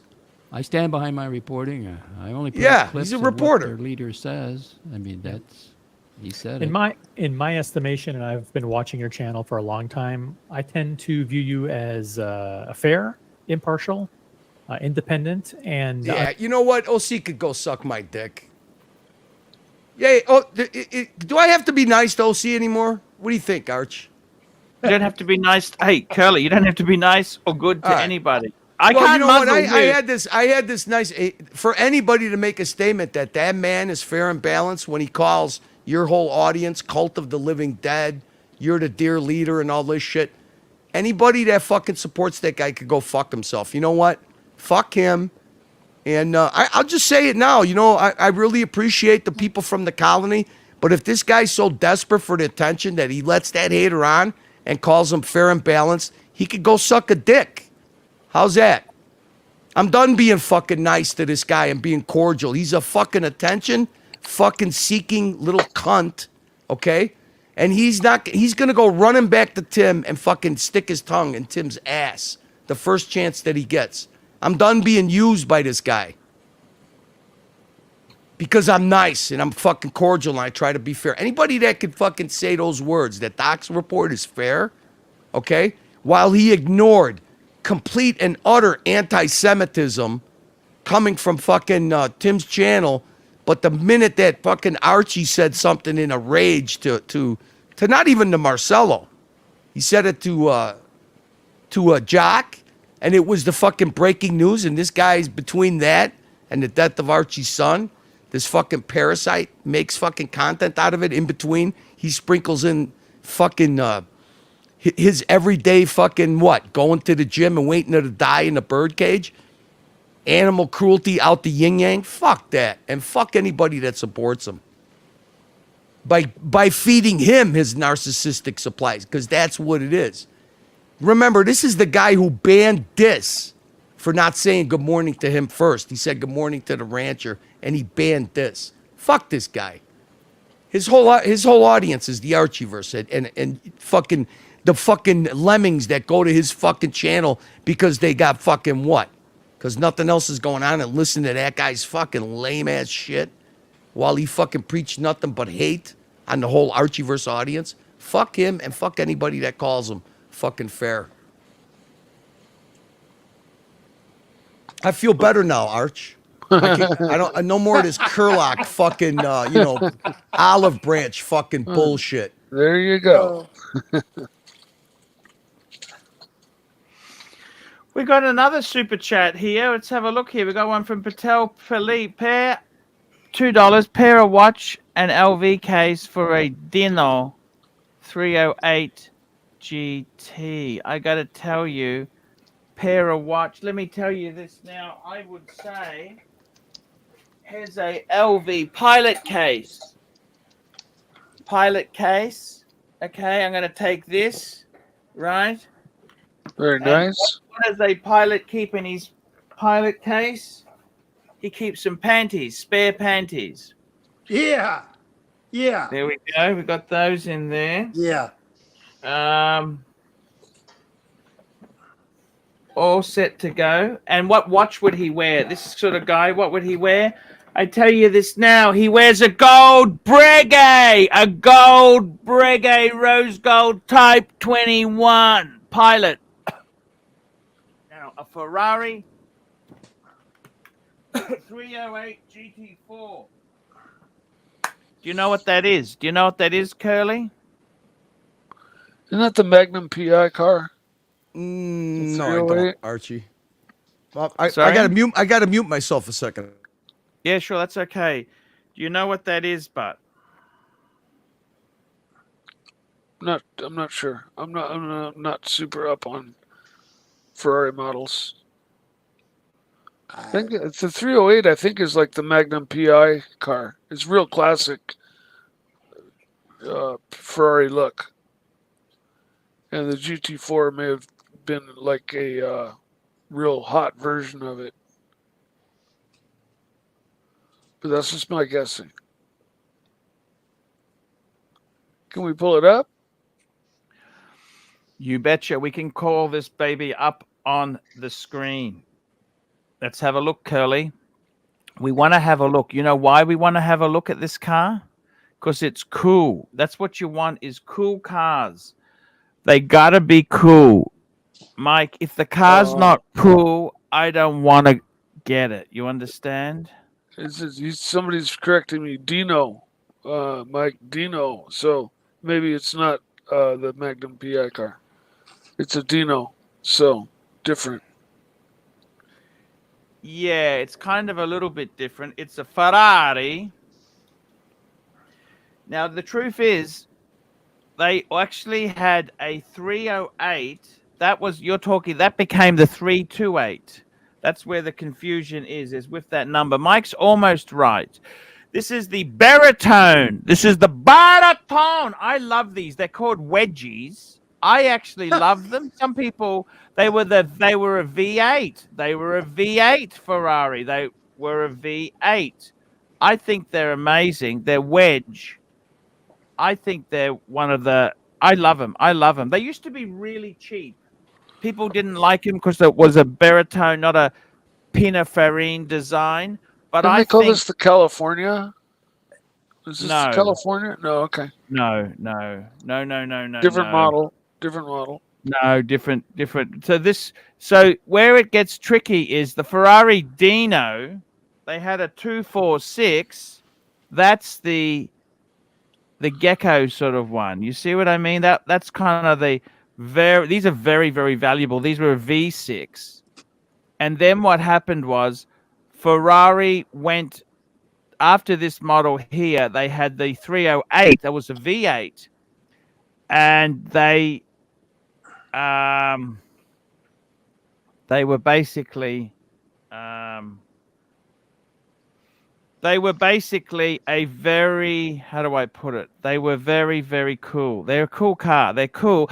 People didn't like them. They're nowhere near as valuable as a Dino, the model before it. But I still think I like them. I think they're gaining popularity. I mean, it's a 70s Ferrari with a V8. What's not to love? Can I ask you that? We got a super chat. Thomas Burnett.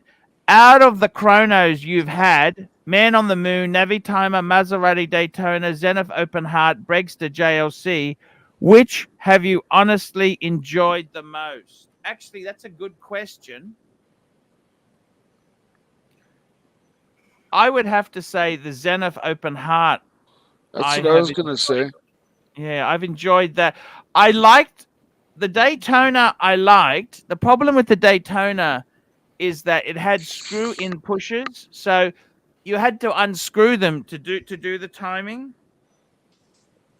So by the time you've unscrewed them, whatever you wanted to time has finished. So your egg is cooked.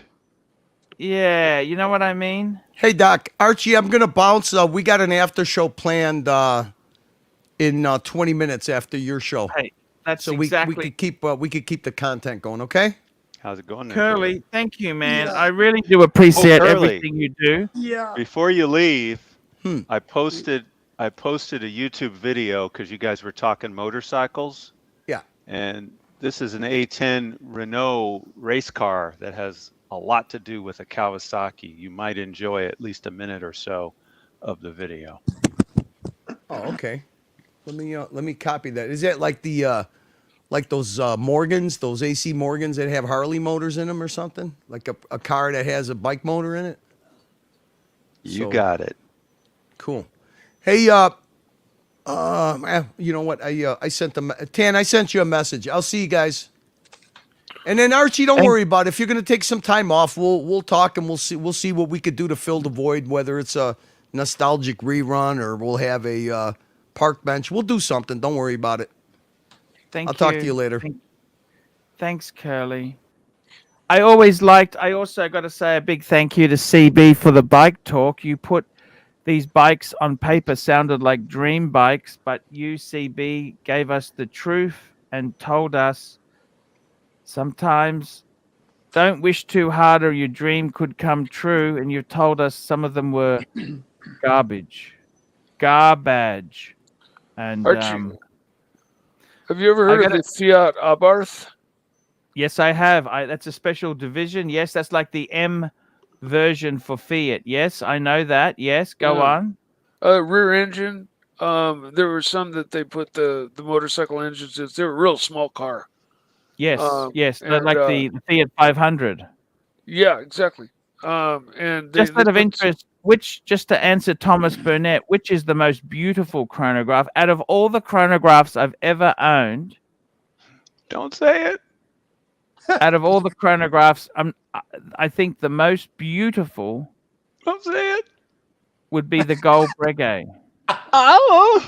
Okay. I think the case design.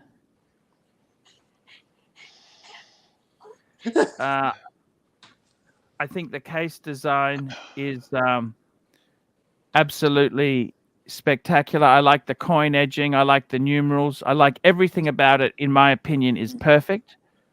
It's a little fat. I think that's I like that. I like chunky monkeys. I like chunky.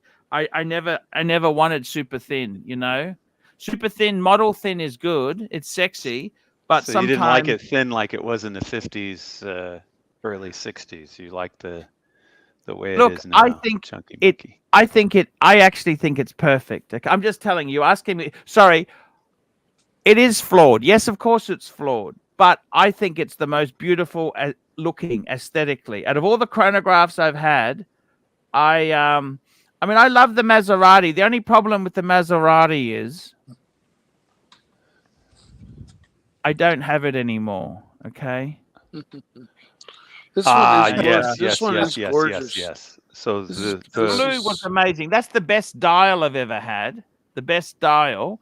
But as a chronograph, what's the most beautiful? This is so unique. Like the coin edging, the numerals, and you got the bi-directional bezel. It's done very well. It's done really well. Agreed. And I think that's the most important thing, is that it is done well. And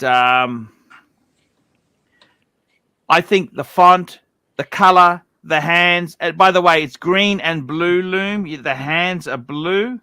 So it's actually got two looming colors. I think it's absolutely amazing.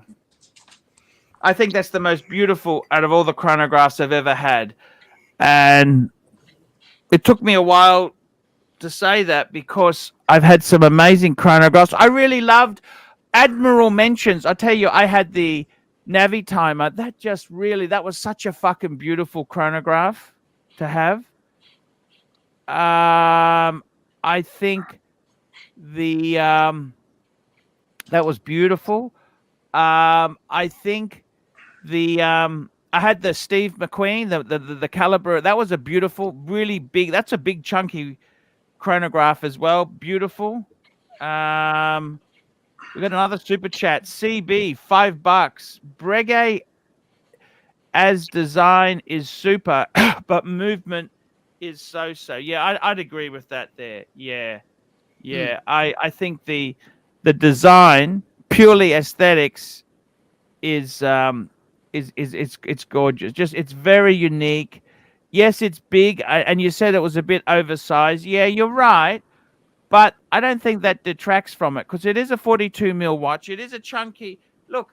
That was the style. Those big watches. See, they were going very much for the Breitling sort of chrono. That was the popularity with these style of watches here. Now that could change. That has changed, and they've gone smaller, but that doesn't take away.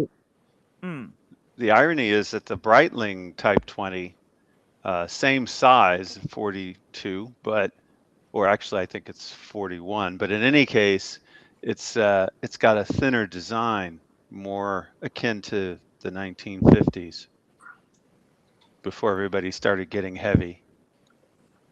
Yes. Before they started processing the food.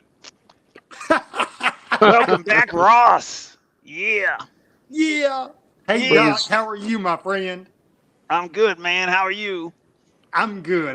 Well, I'm good. I've had some health issues, but I'm okay. Well, I'm glad you're back.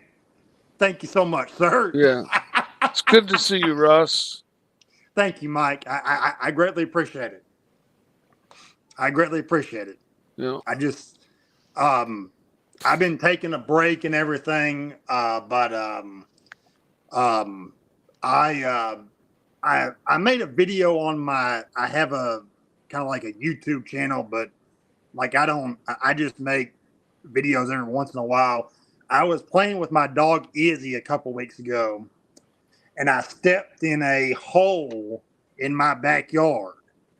And before you knew it, I heard a pop. Oh no. And I had broke my toe.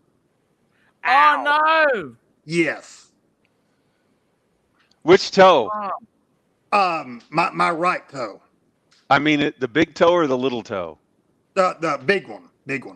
Ooh, ouch. That's tough. That's a tough one. And I'm not trying to like I'm gonna admit it. I cried like a little girl. So well, your Nothing big wrong with toe has so many nerves going to it. It's not even funny. I almost can't think of anything more painful than getting your big toe smashed. The predominance of nerves in the body go to the face, the hands, and the feet. So your big toe getting smashed, you are incapacitated. Your hands don't work if your big toe gets smashed. I know. It's happened to me. Hey, Archie, I gotta go. I'll be right back. Okay? Mikey, thank you so much for coming on, talking bikes and cars and life. Oh, it's always fun being on I your really show. get a lot of enjoyment from you coming on, man. I got to tell you, it's been a really tough week.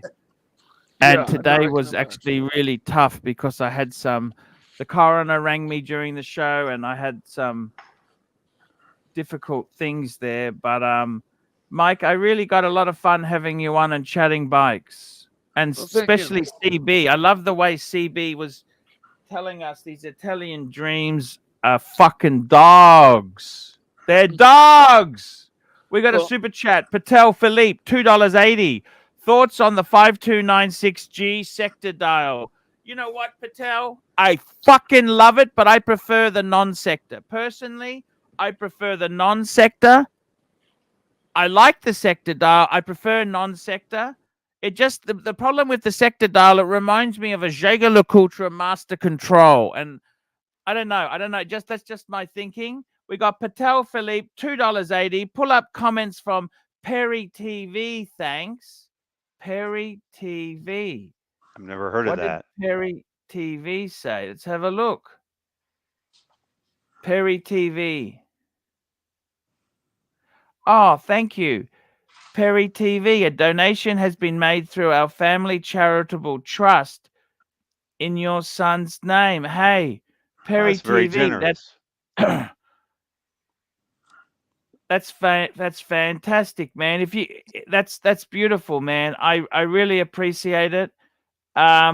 If you could send me the details or just some information, I will pass it on to his mother. Like if you have a printout, something I can say to her, this has been done. I think she would find some comfort in it. If you don't want to, that's perfectly okay. I'm just asking so I can show his mother, a donation's been made there, Perry. ArchieLuxury72@gmail. ArchieLuxury72@gmail.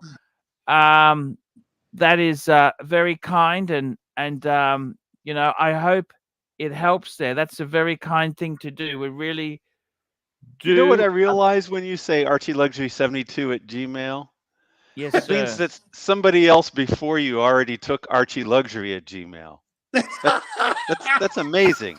What are the odds? How could that happen? Oh, just before we go, I want to bring up something on the screen here. We've got a motorcycle. This is 11,000. Listen to this, guys. 11,000 RPM. See, you're going to talk motorcycle some more. Oh, you are playing it. Okay. Here we go. Sorry, I didn't know that's what you're talking about. Here we go.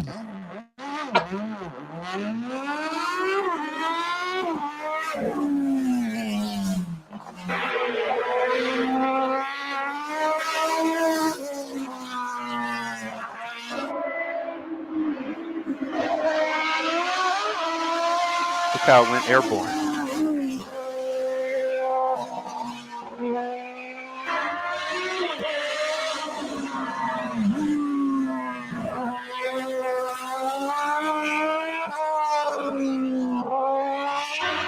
Watch how what an amazing noise. Corners. And watch how agile it is on the corners.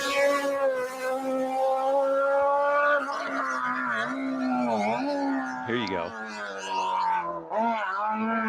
Like nothing. Wow.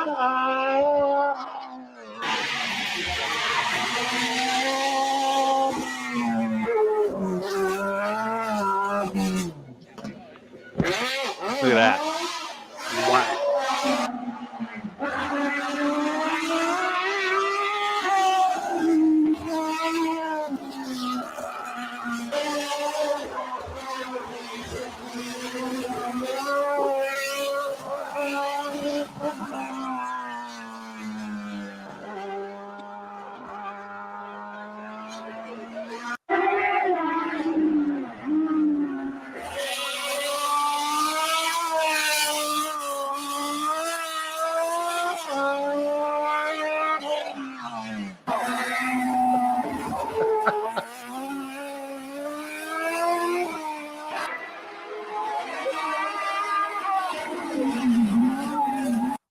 There we go, guys. What do you think of that? Amazing footage there. Amazing. First time I saw that car, I didn't know what I was looking at. It's like, what the hell is this? And it's amazing. I never would have thought anybody would swap a motorcycle engine into a car, but it definitely works, especially when you're, you know, when you're going through corners and everything. Guys, I got to tell you, I'm just going to bring that photo up there. That is so damn beautiful. This is, in my opinion, aesthetically the most beautiful chronograph I've owned. And I'm not talking about investment value. I'm not talking about the best movement. I'm talking the most beautiful looking chronograph. And the way they record the seconds with that double hand there is incredible. The center seconds, it's got a marker, and it's really, really well done. I think this here is probably the most beautiful chronograph I've handled or seen, had in my hand. I'm talking aesthetically, but I've had a Patek 5170. I've had a Lange 1815 chronograph, Lange datograph. I've had quite a few, but I just think the Breguet still, I'm not just saying it because I have it, but aesthetically, I think that's the most beautiful. It's just so unique. It's so classical. It's so sporty. It just boots it. Guys, this is the show for today. I want to thank everyone who has super chatted. Without the super chats, it's hard to make the show. Guys, just to let you know, I am taking a few days off from the funeral. I'm going to my son's funeral in the morning on the 10th. And then until I land in London on the 14th, I'm taking those days off. So when I'm in Hong Kong, I'm not going to be streaming. I am just going to take a break. Yeah, that's what I think would be best for me there. I'm starting to fall a bit apart. Like I have moments where I'm fine, then I just need a break. So I'm. And you know what that's called? What's that? Normal. That's what it's called. Normal. Yeah. Yes. Guys, let's go through these super chats. Firstly, Perry TV, thank you for the contribution. If you could send me details, I will pass. I'm just trying to show the mum. If you can print out something and email it to me, ArchieLuxury72@gmail.com. I'll put it in an envelope and show her.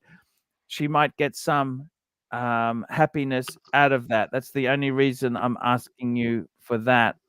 Okay, let's go through the list. We had Mr. Zoso, Nick M again, Patel Philippe, Toyota Mo, Ken Fresno. We had G. Gardwa, Patel Philippe, Ken Fresno, Rich Mitch, Patel Philippe,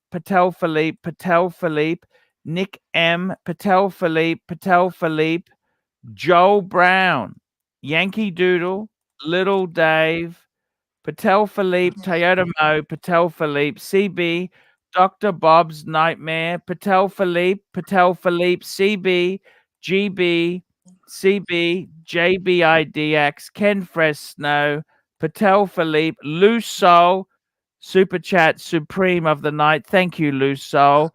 I greatly appreciate your kind words. And yeah, it is very difficult. Patel Philippe, Pavel, Dr. Bob's Nightmare, CB, Thomas Burnett, CB, Patel Philippe, Thomas Burnett, CB, Patel Philippe. Guys, that is the show for today. I want to thank you who've come to support me. Next week, please let me know if you want to. If you got keys, you can run shows. We'll work it out. I'm just letting you know now. I just wanted to let you know. That's all. I wanted to let you know. So that's basically.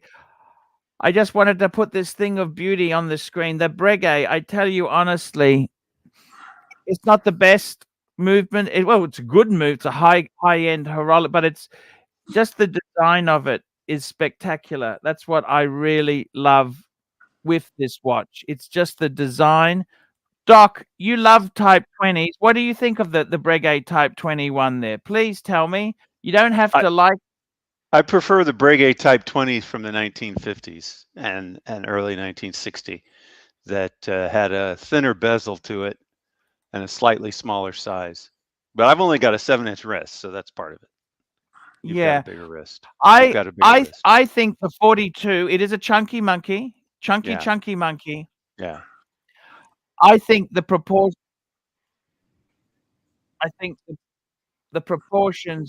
are just perfect. I really do.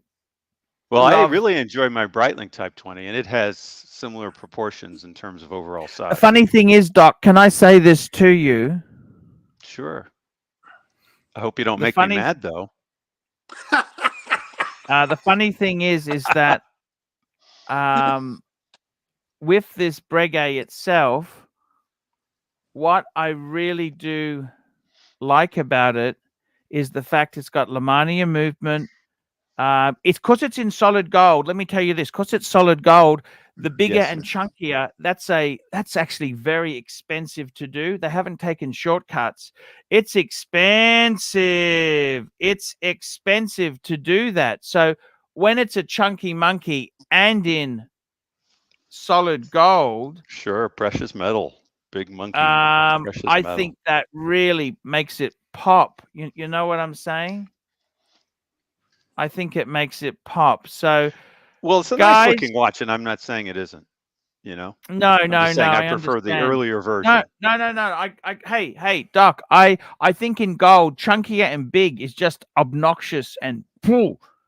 I tend to agree with you. It is a very chunky monkey, but in solid gold, wowzers! That's all you can say, wowzers. Guys, that's the show for today. We'll be back tonight or tomorrow morning for you Americans. We'll be back. Love yous all. See you later. God bless. Wear your Don't watches. forget To thumb up. upvote. Whoa. Upvote. That's right. Upvote. See you later, guys. Love you all. Yes.